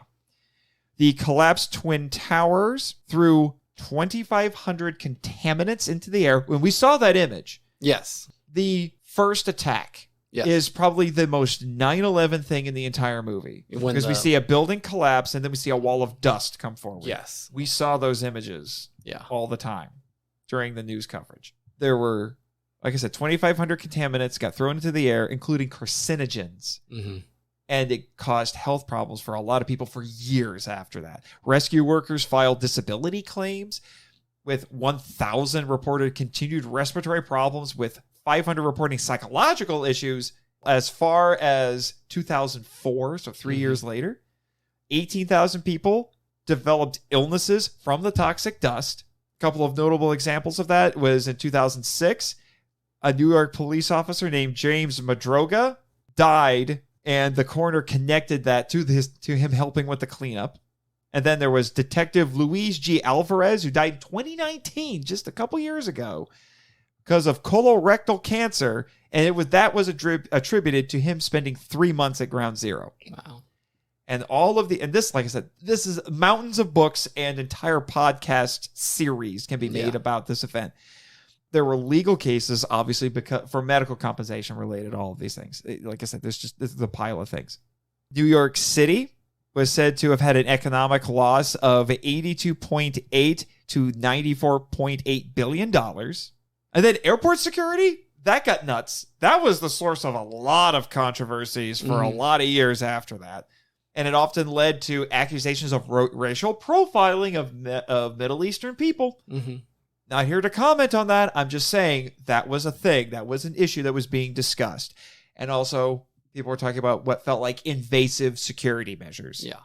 Basically, frisking your grandmother just because they thought she might have been carrying something. Like, it's your grandmother. And then the often spoken about Patriot Act increased the power of government to investigate anyone suspected of terrorism.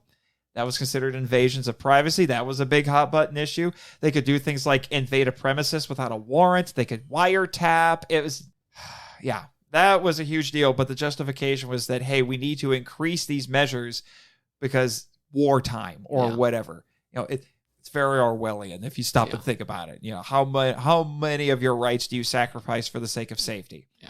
Interestingly, Al-Qaeda attempted more attacks on U.S. soil in the years that followed.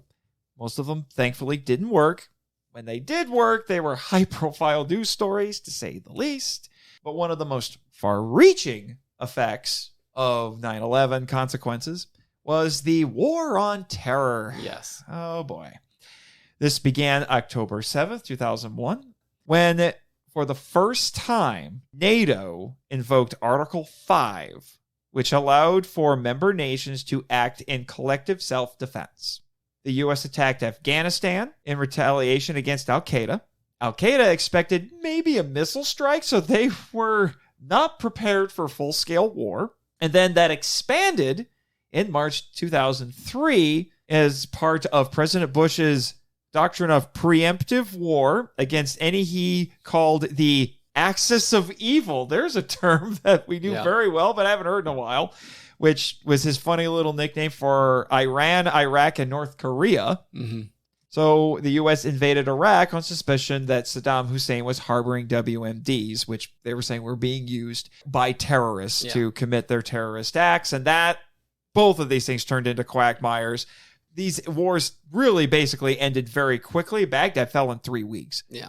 but they ended up having to stay there to do mop up. They tried to do what they did with Japan to a certain extent and try with the occupation, try to reestablish a new government. It's a very different culture. And then they were there for a really long time. And anytime somebody died over there, it was a big controversy. And it was a mess. Yeah. It really was the Vietnam War all over again for our generation. It was ugly. Really, really ugly. But September 11th mastermind Osama bin Laden. That was another name we heard a lot for a while. He eluded U.S. forces until he was found, and I hope I say this right, in Abbottabad, Pakistan, where he was killed by SEAL Team 6, May 2nd, 2011, on orders from President Obama. Mm-hmm. But troops didn't leave Afghanistan or Iraq until much more recently, and that's a controversy. That is a can of worms I am not willing to get into on this show. It is not important. Yeah. So, with all that as a little bit of a background, I now want to talk a little bit about how this film, which is very clearly influenced by it, Yes. handles it. I think it is, we've already hinted at it, is very safe to say this film is the closest thing the United States has ever produced to a Godzilla 1954.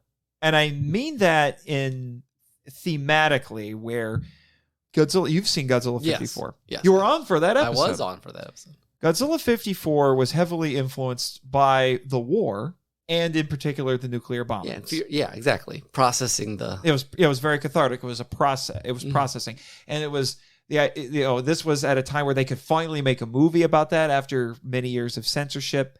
So, like I said, it was very cathartic. Dealing with the fear and the anxiety, but also there's a little bit of wish fulfillment in it as well. Being able to say, the Japanese people being able to say, hey, we're victims, and to feel legitimized because of that. Now, it's still its own thing. It is the bomb reimagined, we'll say, as a monster. Yeah. Because as I've said before in previous episodes, monsters in fiction are always responses to something. And Cloverfield becomes that. There were other movies made about 9/11. There was a movie called World Trade Center. Mm-hmm. There was United 93 that we talked about. Those were about the event itself. Yeah. This was a recontextualization. Yes. This was taking that trauma, the imagery, and recontextualizing it as a monster movie. So I found a couple of essays that talked about that, and I'm going to go over some of the points that I found. I just want us to talk about that in the context of that. Yeah. Because like I said, we're both old enough to remember what that was like. Mm-hmm. That whole era, which feels very far away now because of other crazy things that have happened the last few years. So, one author, his name is Stone, argues that Cloverfield doesn't so much sensationalize 9/11 as much as tap into modern people's perverse excitement at images of destruction, even if they're real. Let me explain. Okay. No, yeah, I'm just thinking through what I feel about that. Okay. People did recoil at those images for a while, but, quote, in 2010, while a website as conventional as life.com points out the terrible beauty of atomic explosions, there is no real place in Western culture for an open discussion of 9/11's dark aesthetic appeal, end quote. Americans spent 100 years being thrilled by cinematic destruction, and news outlets described 9/11 as being, quote-unquote, like a movie. Quote, in short, we do not halt our enjoyment of violent imagery just because it is real, end quote. The thrill doesn't preclude sorrow or sympathy, but mentioning this duality leads to vilification. That was one of his arguments. Okay. Any thoughts on that so far? Yeah, I think there are, again, he's talking absolutes and only Seth. No. Stop triggering my producer with the prequel. Sorry. Anyways, but I do think there probably is something to be said that we do find a certain fascination with extreme destruction. One of the last podcast episodes I was on, you guys came and visited me. This is the first time you guys came to visit me here on Monster Island. Destruction as popcorn. Exactly. And I think now, I don't know how well you can transfer that universally to 9/11, but I think there probably is some sort of love-hate relationship with, say, watching the images of the planes or the buildings fall. On one hand, it's, horrible. Wait, no, it is completely horrible. But on the other hand, there is some sort of like, but the buildings fell. Isn't that fascinating? Exciting. Or at least, here's another example, I guess. I remember phone videos coming in from the Japanese tsunami. And when you watch all the cars being washed away in the buildings. The 311 disaster. Yeah. And on one, you're watching it and you're like, that's horrible. Simultaneously, you're kind of watching in, like, you can't turn away from a car wreck sort of thing. Yeah. And I think there is something like, any sort of massively destructive thing, whether it's natural like a volcano or a tsunami or just something man-made, unfortunately, like there is something that we find fascinating. Like when both in movies and unfortunately I think in real life, and I don't think 9/11, like you said, it precludes us feeling horrible about it.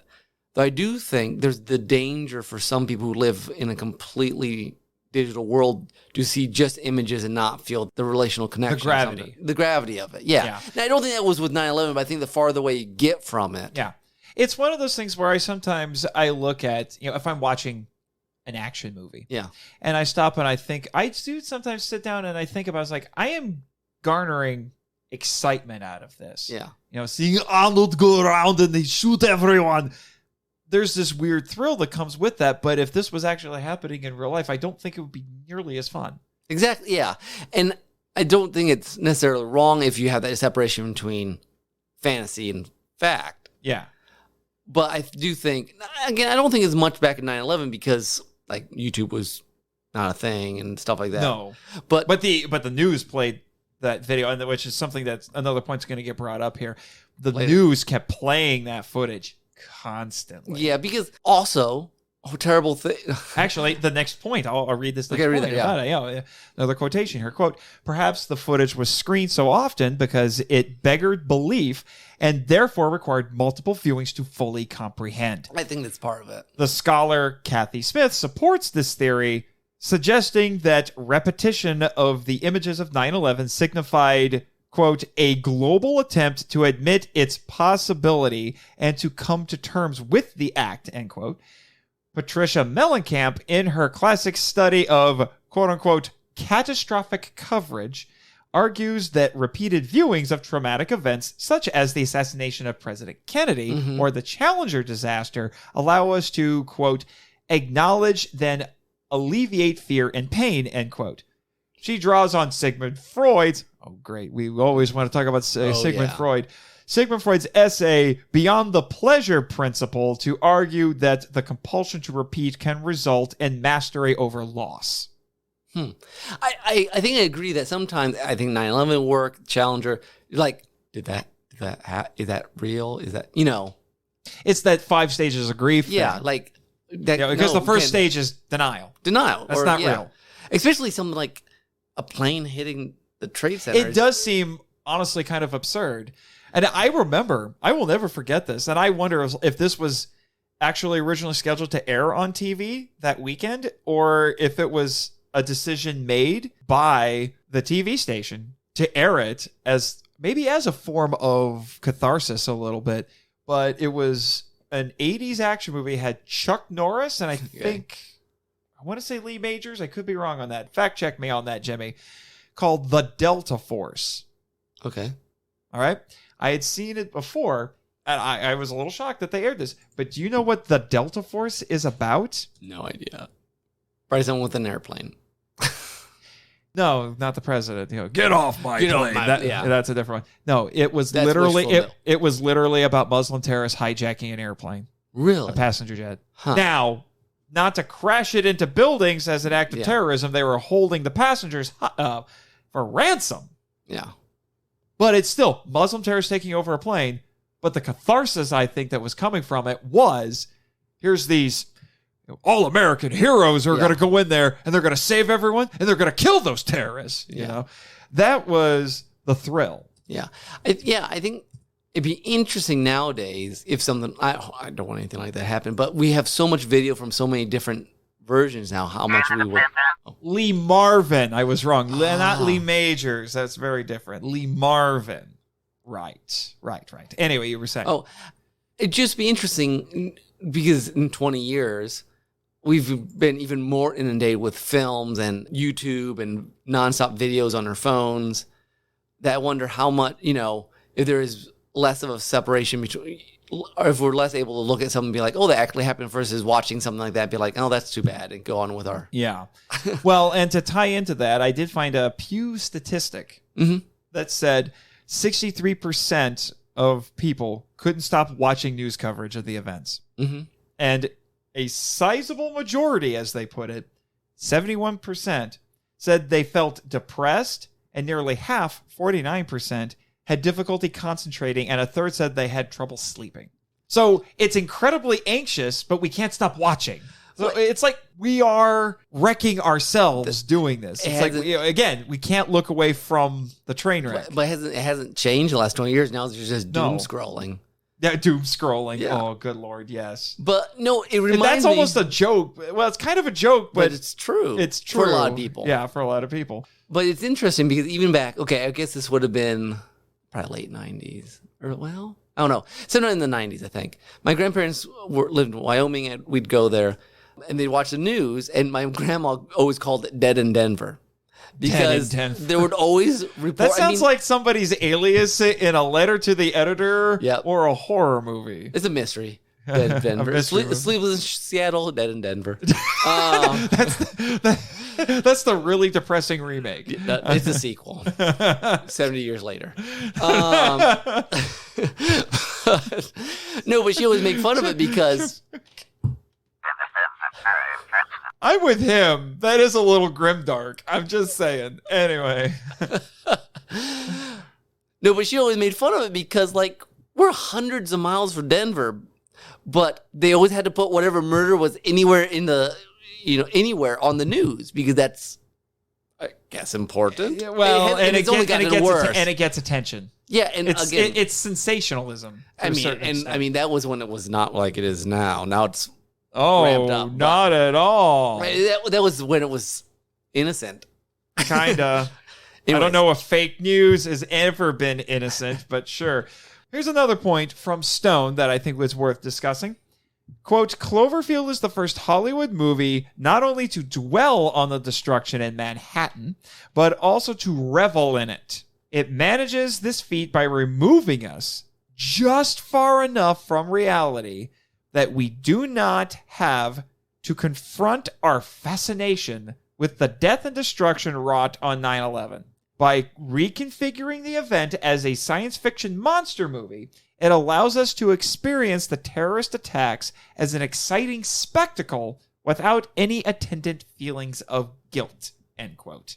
Isn't that just generally what fiction is about? Yeah, and I don't know. I'm always a little skeptical on taking something that's probably just... I don't mean inspired by, but influenced by, and making it into this one-to-one thing as if there was nothing else going on in the film than just processing that psychological Freudian thing. Yeah, which is what the next essayist would spend a little bit of time talking about. So, because I think there's probably some point there, but I feel like it's focusing on the tree and missing the rest of everything else going on. Missing the forest. Yeah, but there's probably something. I'm a New Yorker. Maybe that's truer for a New Yorker than for me. True, maybe. I don't know. Yeah, us two weird, funny little Hoosier boys. Yeah, who were thousands. Maybe not thousands, but hundreds of miles away. And I did not watch news nonstop after it necessarily. No, but it was hard to get away from it for a long time. Yeah. But one more point from Stone that I do think is related to this and some of the other things we talked about. Quote, if the film dwelled on the ideological complexities of 9/11, which is what I was trying to get away from, because quagmire, our experience might be completely ruined. Mm-hmm. Okay. Interesting thought. Sounds a little bit like how you should keep your agenda out of the story. Yes. Maybe. And so instead of Al-Qaeda, we are offered a monster. Unlike terrorists, monsters are not driven by ideology. Well, most of them anyway. Well, yeah. We do not have to think about why the monster wreaks destruction. It just does. Mm-hmm. Its violence is, quote-unquote, senseless, a term favored by many a media pundit unwilling to confront the root causes of the attacks, end quote. Oh, interesting. That was just a gauntlet thrown down right there. Yeah. I get crap like that from Jimmy every day at work. Yeah, but I do think that is interesting. And it was the same way for the original Godzilla as well. The Americans are never named. Yeah. But it's all but inferred that that's exactly what's going on. Godzilla is the Americans' problem because they were the ones doing the tests. Now, here's my question. Say, comparing Godzilla and Cloverfield. Godzilla seems a much more direct analogy.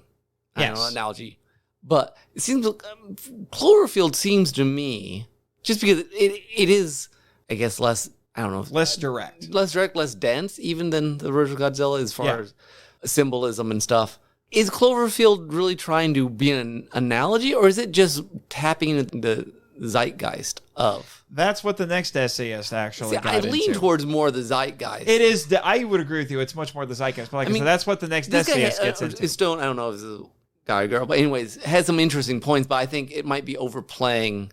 I would agree with you. This was the one of the two that I thought, I think you're getting going a little far into it. And there are some other passages that I don't have here that I haven't read on the air that went further into it. I thought were a little more cynical than they needed to be. Almost to the point where it seemed like the essayist kind of hated the movie almost.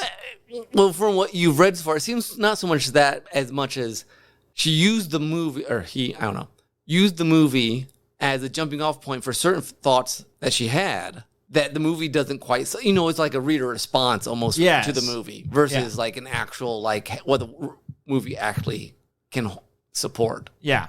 But the next essayist, his name was Hentke. If I said that right, delves into that a little bit as well. He looks at a lot of the same things as Stone, but from a different angle. Yeah. We'll say that.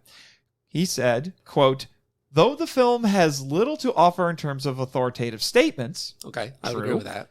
"And thus never attempts to integrate viewers into a community of knowledge."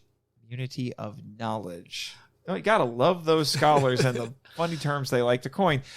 It goes to great lengths to make up for this lack by offering what one might call, quote, I like this one, a communal experience of experience. Okay. End quote. Have you seen Dunkirk? Yes. Okay. I watched Dunkirk and I felt like I didn't know anything more about Dunkirk, but I had experienced the event. Or part of the event. It was a weird movie, but... A weird movie about a very interesting historical event. But it's not really a historical movie. It's more just an experience of the event. Yes. And I feel like Cloverfield's very much... I mean, it's different in lots of ways, but in the sense that Cloverfield's almost more an event than trying to say much. I mean, it's more... It has more than... I think it has more meaning. Well, this guy goes on... I'm agreeing with this. Yeah, Hentke actually, that was kind of early on in the essay, and then that was a little bit of his preamble to talk about how... Despite that, there are things that you can see in the movie that reveal what its, I guess you could say, ideology is. Okay. If you pay attention to it. Interestingly, Clover, the monster, represents the mysterious forces attacking New York for unknown reasons. Okay. Now, at the moment, that's true. Yeah. When it was happening, nobody knew what the heck was going on. Nobody knew that it was terrorists, that they were hijacked planes. They were just in the moment dealing with everything. Yeah, it's a very existential movie. Yeah. It's less about what happened historically, so, the historical event of 9/11, and more about how it felt. I would think this guy's much closer to my view. So helplessness, powerlessness, victimization. Again, also like Godzilla 54. Yeah. The found footage aesthetic emphasizes experience over narrative. Yep. That's his argument in this regard. I would agree with that, actually. Yeah. I think that's the whole... Because in some ways, the media is the message. Yeah. In a lot of ways, which I think, if I remember, I think that's some of the highlights I have in here. So this was just a fascinating point that he brought up. Quote, "Cloverfield does not need to allegorize its subject matter because the historical events to which it so unambiguously alludes, the attacks on the World Trade Center on September 11, 2001, already come with all the trappings of allegory." Hold that thought. Okay. The attack on the World Trade Center on 9/11 constituted an attack not on the buildings or the people in them, but on the buildings and the people in them as a compound symbol of the United States of America, perfectly attuned to the representational logic of terrorism. Cloverfield functions as a fictional, realist representation of a fully allegorized historical event. Instead of engaging in an argument, it merely illustrates the obvious. End quote. That's a really clever sentence. Yes. I like that.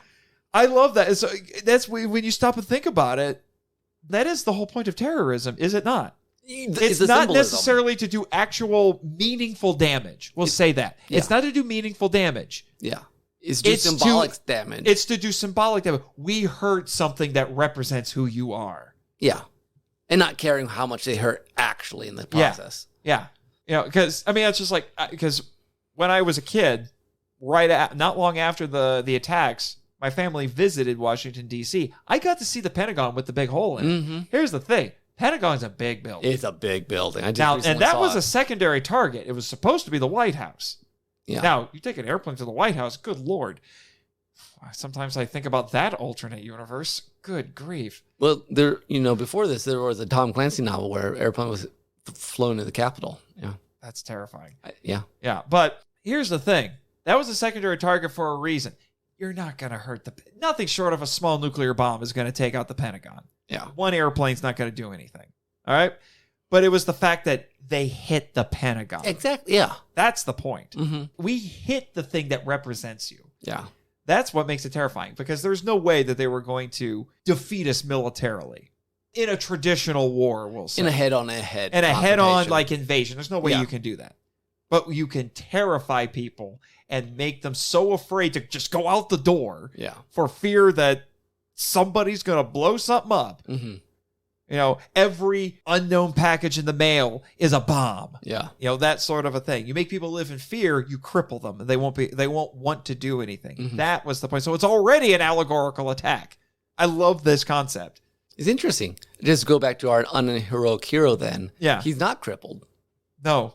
By fear. Not by fear. Well, he could have been, but he decides not to be. Yes. Anyways. He's doing it afraid. Yeah. He's doing it afraid.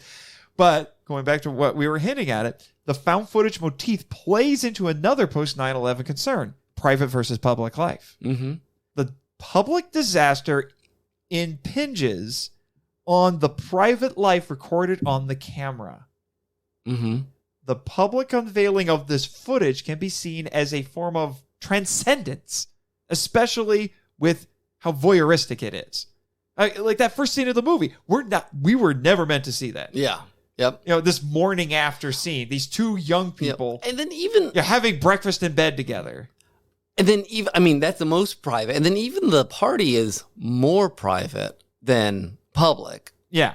And then it just goes straight into Yeah, so there's that, but then the whole point is that all the stuff is being erased. But it was I know that's the main one. Again, the trauma trumps. I'm just saying there's two layers. There's a super private one that got erased, and he's like, "Oh no, I had a tape in there." Yeah, and then there's just normal stuff, and then it's completely interrupted and usurped by both the crazy public disaster. Both the private and the normal public. Yeah. The question is this film reopening an old wound, or is it the end of the discourse on the trauma? Henke argues it's more interested in profits than catharsis because of its conventionality, although he admits it skirts that line. Because there's some unconventionality that only appeal to, weirdo, artsy, art house film people. But it also it's still a Hollywood movie. It's still very conventional in a lot of ways. Yeah. He goes on to say it disavows political instrumentalization of the event by privileging the private over the public. Because ultimately, it's not about, we talked about it, it's not about Clover and the massive disaster. It's a very personal story. It's just a very personal story amidst a big, crazy thing. In almost every big movie like that, you have a scientist or a politician or a doctor, and there's none of that. There's none of these. We see soldiers, but they're almost background characters. Yeah, there's no person running around with a position of authority. No, it's As a not main like character. the 1950s movie where that was the whole point. And that some of the other portions of these essays talked about that. There's none of that. We talked about how it adheres to a lot of the 1950s tropes and in its tone, but it doesn't use all the tropes. Because I've talked about how it's like Godzilla, but it also eschews a lot of that because we don't have reporters and scientists and military people. And if you had reporters or scientists or military people or politicians, maybe they would have been vague or stereotyped, but they still would have given a political view of it. Yeah. And But that movie does exist. It's called Shin Godzilla. Yes. Actually, in some ways, Shin Godzilla is kind of Japanese Cloverfield with politicians. Yeah. You'll have to see it. I still got to see it. Yeah. Well, we'll work on that. That'll be remedied soon, I hope. So, a couple more quotations here, a couple more bullet points I want to discuss from these essays. Quote, Cloverfield is all about exploring and exploiting the experiences of victimization. I would say the same thing of Godzilla 54, though. Neither does it provide comforting 1950s-style visions of disciplined public responses to large-scale catastrophe. Nor 1950s-style figures of institutional authority. It's like you read ahead. Setting things straight. It does not grant its characters a clear sense of agency, its love stories a happy ending, or a clear sense of closure that retroactively makes all the bloodshed worth it. That's true.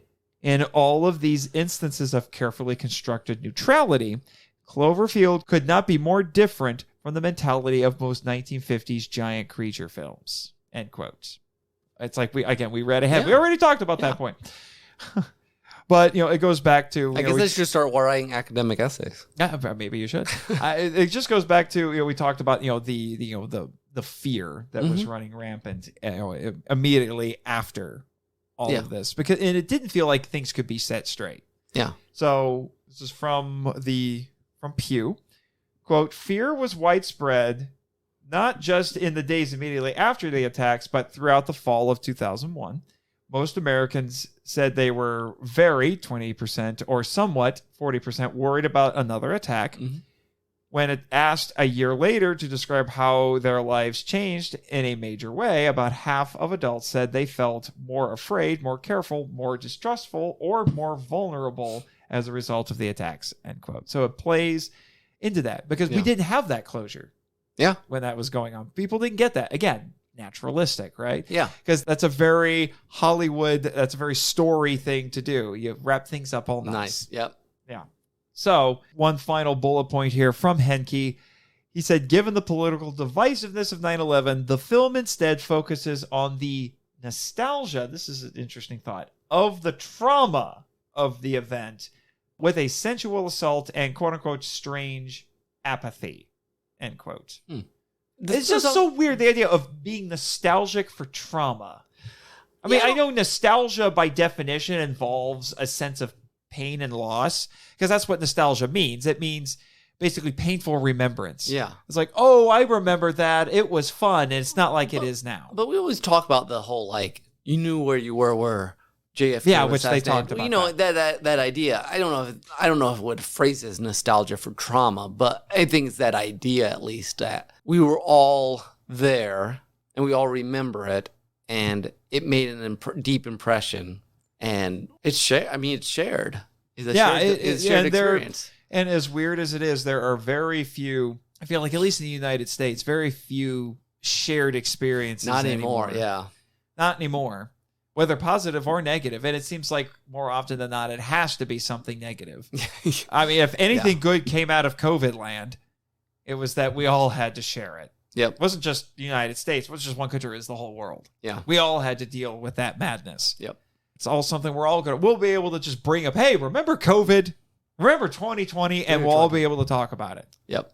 We all had a shared experience from that. But the idea that we're all going to look back on it nostalgically. I don't know. That's a weird concept. That word, I'm not sure I would completely agree with the word itself. I like the idea. Yeah, because I tend to think of nostalgia as being positive in nature. Yeah. Now, the pain comes from wishing it was still like that. Which you don't go back and wish it was still like that, I don't think. Well, and nostalgia can be remembering something from your own life or just wishing you lived in earlier times. Yeah. Feeling nostalgic for a bygone era. Yeah. I wish I could have grown up in, I don't know, the 1940s. Yeah. Or something like that, and gone through World War II. I don't know why you would want to do that, but or going through growing up in the 1950s, because people look back on the 50s as being this idyllic time. Newsflash, it wasn't. Yeah. So, or people will, I've been guilty of this, being nostalgic and wishing that I could have lived in medieval Europe and been a knight, but I think we all would find out very quickly if we did travel back in time and tried to experience that. I don't think we would last very long because we're a little too used to our modern creature comforts. Yeah, we take all those for granted. Mm-hmm. So something would spoil it. Yeah, I feel like. Yeah, I think you're right. But that's different than this. Being nostalgic for your trauma. It just seems weird. But I guess that goes back to that masochistic. Yeah. Bent that one of the essayists was talking about. Well, I wonder if it's, and I may be misunderstanding it, but sometimes people prefer the disaster they know than the change they don't. Better the devil you know. I mean, because some people, for instance, I remember listening to this podcast about homelessness and this person coming out, and sometimes homeless people would rather stay homeless with the people they are comfortable with than the scariness of being out of having a house and not being with the community they've been hanging out homeless with. And maybe some sort of thing like that. It was a time that, I don't know, we at least knew it, even if it was horrible. Yeah. maybe that's what I don't know what that's what he's saying. I'm confused without more context, but yeah, I'm still a little bit confused by it. I guess it just doesn't make sense.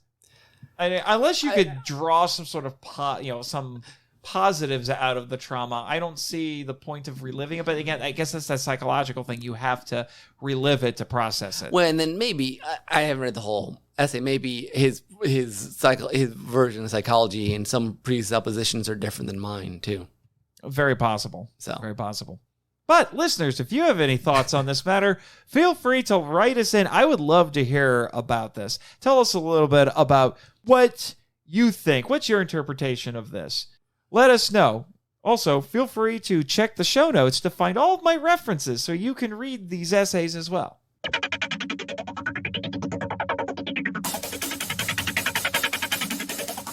All right. For a final soundtrack.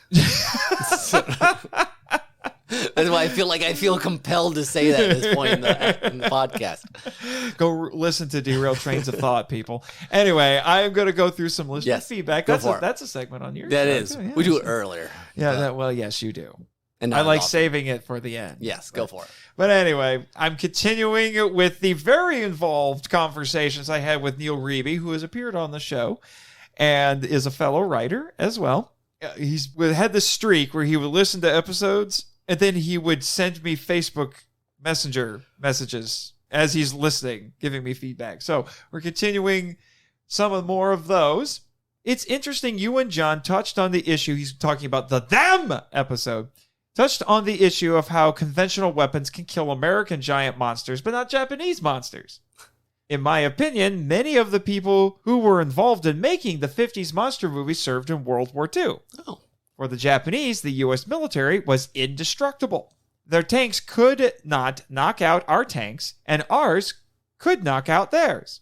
Our planes could shred their planes while theirs, unless the pilot was persistent and a good shot, could not shoot down ours. In a way, in my opinion, the monsters represent the enemy armies of the war. This is a fascinating thought. Interesting. We were able to blow up our enemies with relative ease, so our monsters could be blown up with our guns as well. Even the amount of property damage, I think, reflects wartime experience. American giant monsters don't do much property damage, at least in the 50s. Yeah. It usually wasn't wide scale. There were some that were. Just like not much of America was damaged by enemy bombs. Although there was a lot of fear of that. Yeah. For sure. That's why they had blackouts across the coast. While Japan lost entire cities to our bombs. Hence, their monsters wipe out entire cities. The consequence of all this was that, as a kid, I loved American giant monster movies, but I loved the Japanese ones even more. when a Japanese monster movie was going to be shown, for me, it was a major event. Yes, I'm an old fuddy-duddy. I also only have a landline telephone. I'm thoroughly 20th century. But that was something that John and I talked about. And I do think it does go back to wartime. I think it was most films, most stories being written at the time were definitely informed by wartime experience. Yeah. And I think it does illustrate those differences. Whether you're on the side dealing the damage or receiving it, I do think that has a very different effect on you. Mm-hmm. So, well, like I said, there's a lot of things that go into how each country presents their monsters in their movies. They represent different things because it's two different countries, two different cultures dealing with different anxieties. Mm-hmm. Any thoughts on that? No, I agree. Okay. Well, now, Mr. Hayden. Yes. We're getting to a very exciting point in the show. The Patreon shout-outs!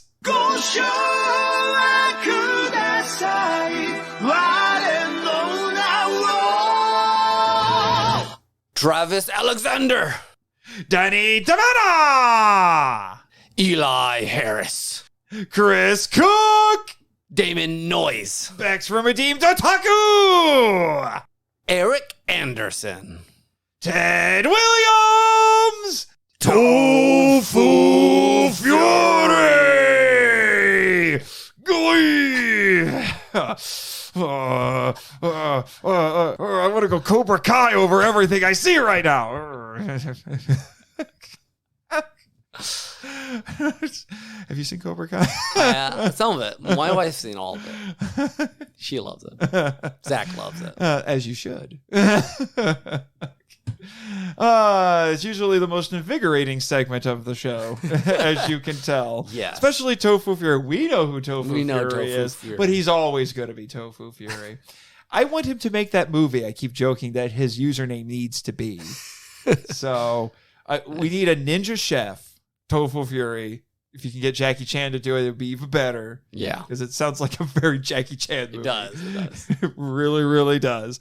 But anyway, now I'm going to let everybody know what we have coming up in the next couple of episodes. We're finally slowing down a little bit. We had some bonus episodes in June, and we were busy. We were very, very busy here with doing our first Harryhausen annual with my friend Elijah, and then doing the bonus episode on Beware the Blob, which I showed you a little bit of before we watched Cloverfield, and you were as confused as I was. Yes. I will never again go to hairstylist, hair artist. Sculptor. Yes. Sculptor. My hair needs sculpted. Yeah, for $400. Oh, yeah, I keep it in this pocket and my other pocket. Just random cash. Oh, gosh, that movie. Oh, that movie. Anyway, Godzilla Redux. We're getting back to that. We had a Patreon sponsored episode. MIFE Max sponsored episode last month. Now we're going to get to Godzilla Redux again, like I said, with Ghidorah the Three-Headed Monster, the second of two Godzilla films released in the same year, 1964.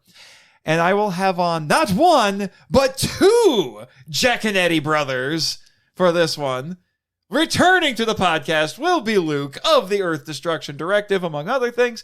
And I am now bringing his brother, Jason, the host of Bots, Bugs, and Babes, the B-Movie Podcast. Do I do it as well as you, Jason? Please let me know if I do.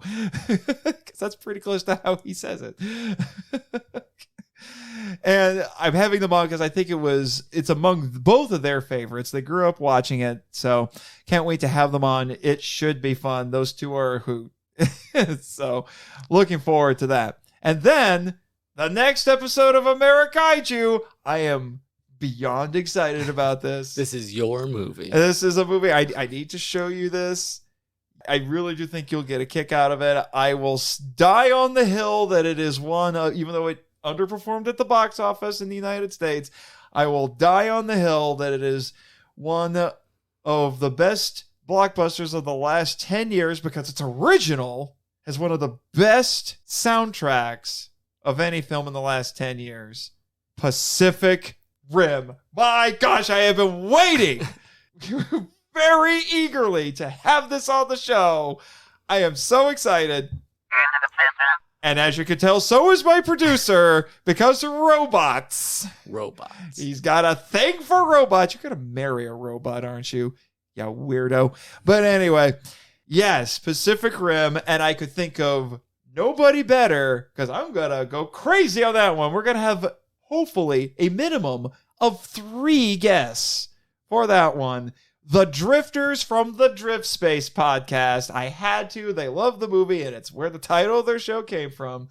But returning to the podcast will be Jack G-Man Hudgens and J.R. Villers, both of whom have been on the show before, like I said. And appearing for the first time will be Jack's sister, Rebecca.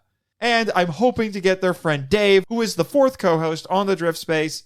That I'm a little less certain about, but at the very least, you're going to have those 3 on. It's going to be fun, or it's going to be an unmitigated disaster. I'm not sure yet, because that's a lot of people. I've had 5 guests on the show before, hashtag herding cats, so we'll see. We'll see. Apparently, they have their own Jaeger. They're going to be flying here in their own Jaeger. I'll be very curious to see this particular Jaeger. I have never seen a model that required 4 people. They normally take 2. There was one that had 3. So this is going to be a wee bit unusual, to say the least. But now, Mr. Hayden, yes, we come to quite possibly the most important segment of the show, which is where the guests do their shameless self-promotion. So, really quick, yes, all y'all, and I can say that because I'm from Indiana, all y'all need to go listen to my spin-off podcast, Henshin Men, a podcast about the appreciation of Japanese superheroes and their high-flying and eye-kicking adventures, and The Power Trip, a journey through the Power Rangers franchise, which I host with my co-hosts in common, Travis Alexander and Michael Hamilton. I'm done. Well, all I have to say is I'm co-host of the Derailed Trains of Thought podcast, where we talk about storytelling for the creator and the consumer. Get the tagline. I can't insert say tagline. I can't say this without my co-host. This is weird. I'm not a solo podcaster. But anyways, our website, we have derailedtrainsofthought.com. Our main podcast, we talk about storytelling of all types for all people. We have a instant reaction podcast called The Weekly Hijack, talks mainly about Lost in Babylon 5, but some other stuff. And Once Upon a Time, the little Doctor Who. The Once Upon a Time ones are the best ones. Just to hear all over the place. Just to hear your brother break. It's so great. It's wonderful. And then coming up with some newer podcasts coming out, I don't know, a couple months from now. So the next one coming out will be movie related though, so people might like it if they like this one. You can always invite Jimmy and I on. We'd love to come on. I miss being on Derailed Trains of Thought. Yeah, you guys come on my show all the time. I mean, yeah, we'll try to ramp up for more guests again. Yeah, for sure. And you let everybody know you have an author website. I do have an author website. I guess, yeah, I haven't published much as far as novels lately, and some of this in transition. But worksofnick.com, mainly there are my voluminous number of flash fictions that I keep adding to 160. Hey, I'll let you know, I have convinced the librarian here at the Sekizawa Library to put your books in the collection. Oh, nice. You're welcome. Nice. Oh, very nice. Good. Anyways, so that is my shameless self-promotion for now, with only a little bit of shame. Well, and just to make it related to the show, because I've talked about this book before, you did make a little contribution to my kaiju novella. Your wife made a bigger contribution. Yes, she did. But you made a tie-in short story that went completely different places. It was a fun short story. And depressing. If and when the sequel gets made, I will be... It is canon. Well, it's already canon. But I will be building off of some of the things that were in that short story. No, Destroyer is a lot of fun. If you have not read it, guys, you should go get it. It was back during your house phase. Yes, my house phase. You kept writing short stories about houses. And all these people, even though they're all kaiju fans, you go read Sorzum. Yes, Zorzum, because there are monsters. There are monsters in there. If you like sword and sorcery, sword and sandal, Conan the Barbarian. Yeah, I mean, like, what? The opening scene of that book is literally our barbarian bursting out of a dinosaur. Yeah, it's pretty great. It's pretty great. He was swallowed by a dinosaur and he just like cut his way out of it. It's gross and glorious. Yeah, so Nathan and I co-authored that with another of our friends. Aaron has not been on this, right? No, he hasn't. Okay. So sometimes I think I should have Aaron on the show. There's certain movies that he might be a lot of fun to have on. Yes. Yes, he would. Yeah. Yes, he would. I'll talk to him. Yeah. My people will talk to his people. Yes, you're my people. Make it happen. Anything else? No, that'll work for now. That's all you've got? That's all I've got. That's all you've got. All right. Well then, since that's all you've got, shut up, Jimmy. I know I'm running the joke into the ground. Don't ruin this for me. Anyway, speaking of which, cue the credits. Thank you for listening to the Monster Island Film Vault, a podcast produced and hosted by Nate Marchand. If you want to join the discussion and be heard on the show, we'd love to hear from you. So email us at feedback@monsterislandfilmvault.com. Our website is monsterislandfilmvault.com. Follow us on Facebook and Instagram at Monster Island Film Vault, and on Twitter, where our handle is @TheMonsterIsla1. You can subscribe to us on YouTube, Spotify, and TikTok. Follow Jimmy from NASA on Twitter at NASAJimmy and our many other colorful characters using the links in the show notes. The podcast logo was created by Tyler Souls from TylerDrawsComics.com.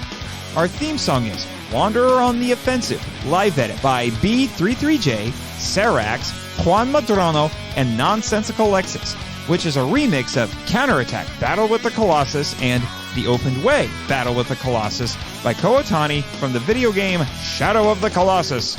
All film and audio clips belong to their respective copyright holders and no infringement is intended or implied. Please rate and review us on Apple Podcasts, Spotify, and or Podchaser to spread the word about the show. You can also support us by joining MIFV Max on Patreon.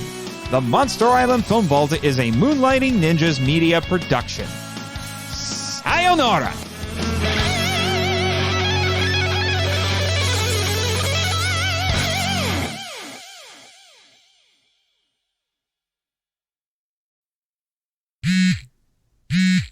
Talk fast, Jess. I'm at Mr. Gold's office about to have a meeting with him. Now is not a good time to confess something to me. Reverend Mifune said you had to. Okay, fine. What is it? What? Are you kidding me? Jess, you and Danny orchestrated the Ymir's escape on Harryhausen's birthday? That explains why you were late getting to my birthday party. I agree Winter caging and displaying him was beyond cruel and unusual, and as much as I want to stick it to the a-hole, that was... Good afternoon, Mr. Marchand. We'll talk at dinner, Jess.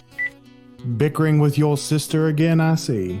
Pseudo-sister, but yes. What else is new? Ah, I see. I do know a thing or three about having younger sisters. My sister Sylvia would always have to tag along when I went on my hunting trips with our daddy. She had this crazy notion as a child that she could bag anything I could and bag it better and bigger.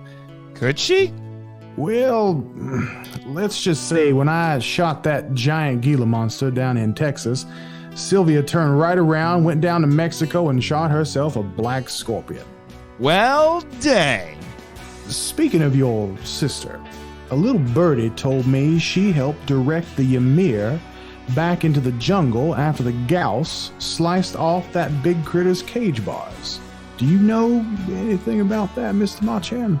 She was just trying to keep everyone safe, including the Ymir himself. And I have no doubt about that. And I commend her efforts. But doesn't it seem a bit, we'll say odd, that a Gauss escaped the Avery again, but instead of indulging its natural carnivorous appetite, it attacks the Ymir and flies away without so much as a nibble? I find that to be a little strange. Well, Crystal Lady's little moth friend was shooting at the Gauss with antenna lasers. Even Godzilla flinches a bit from giant moth beams.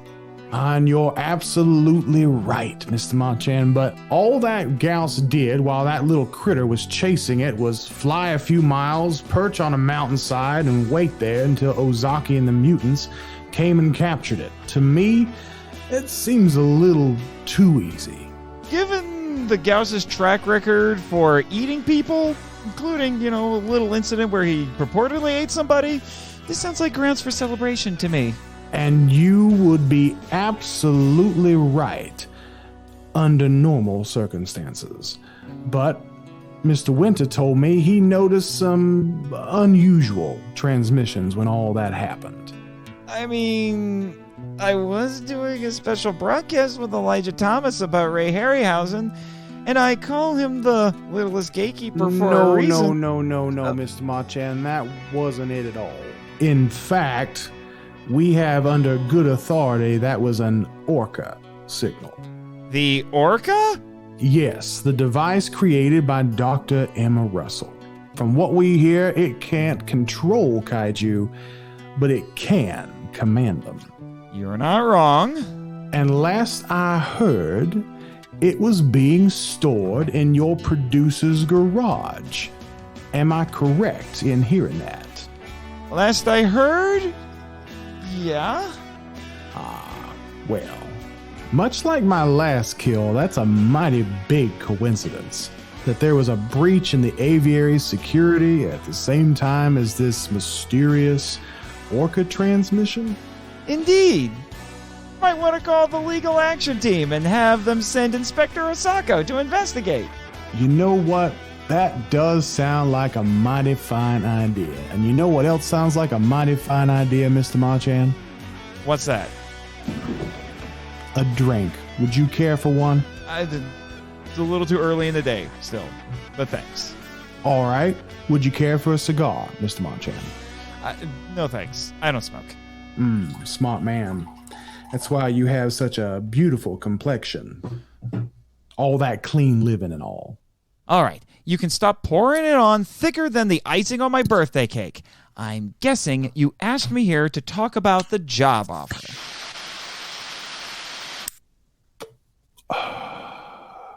Sharp as a whip as always. Now, let's get down to brass tacks, or in my case, gold tacks.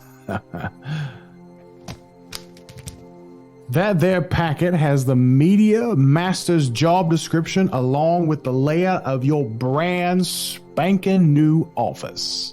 Hold the phone. This is Miss Caron's office.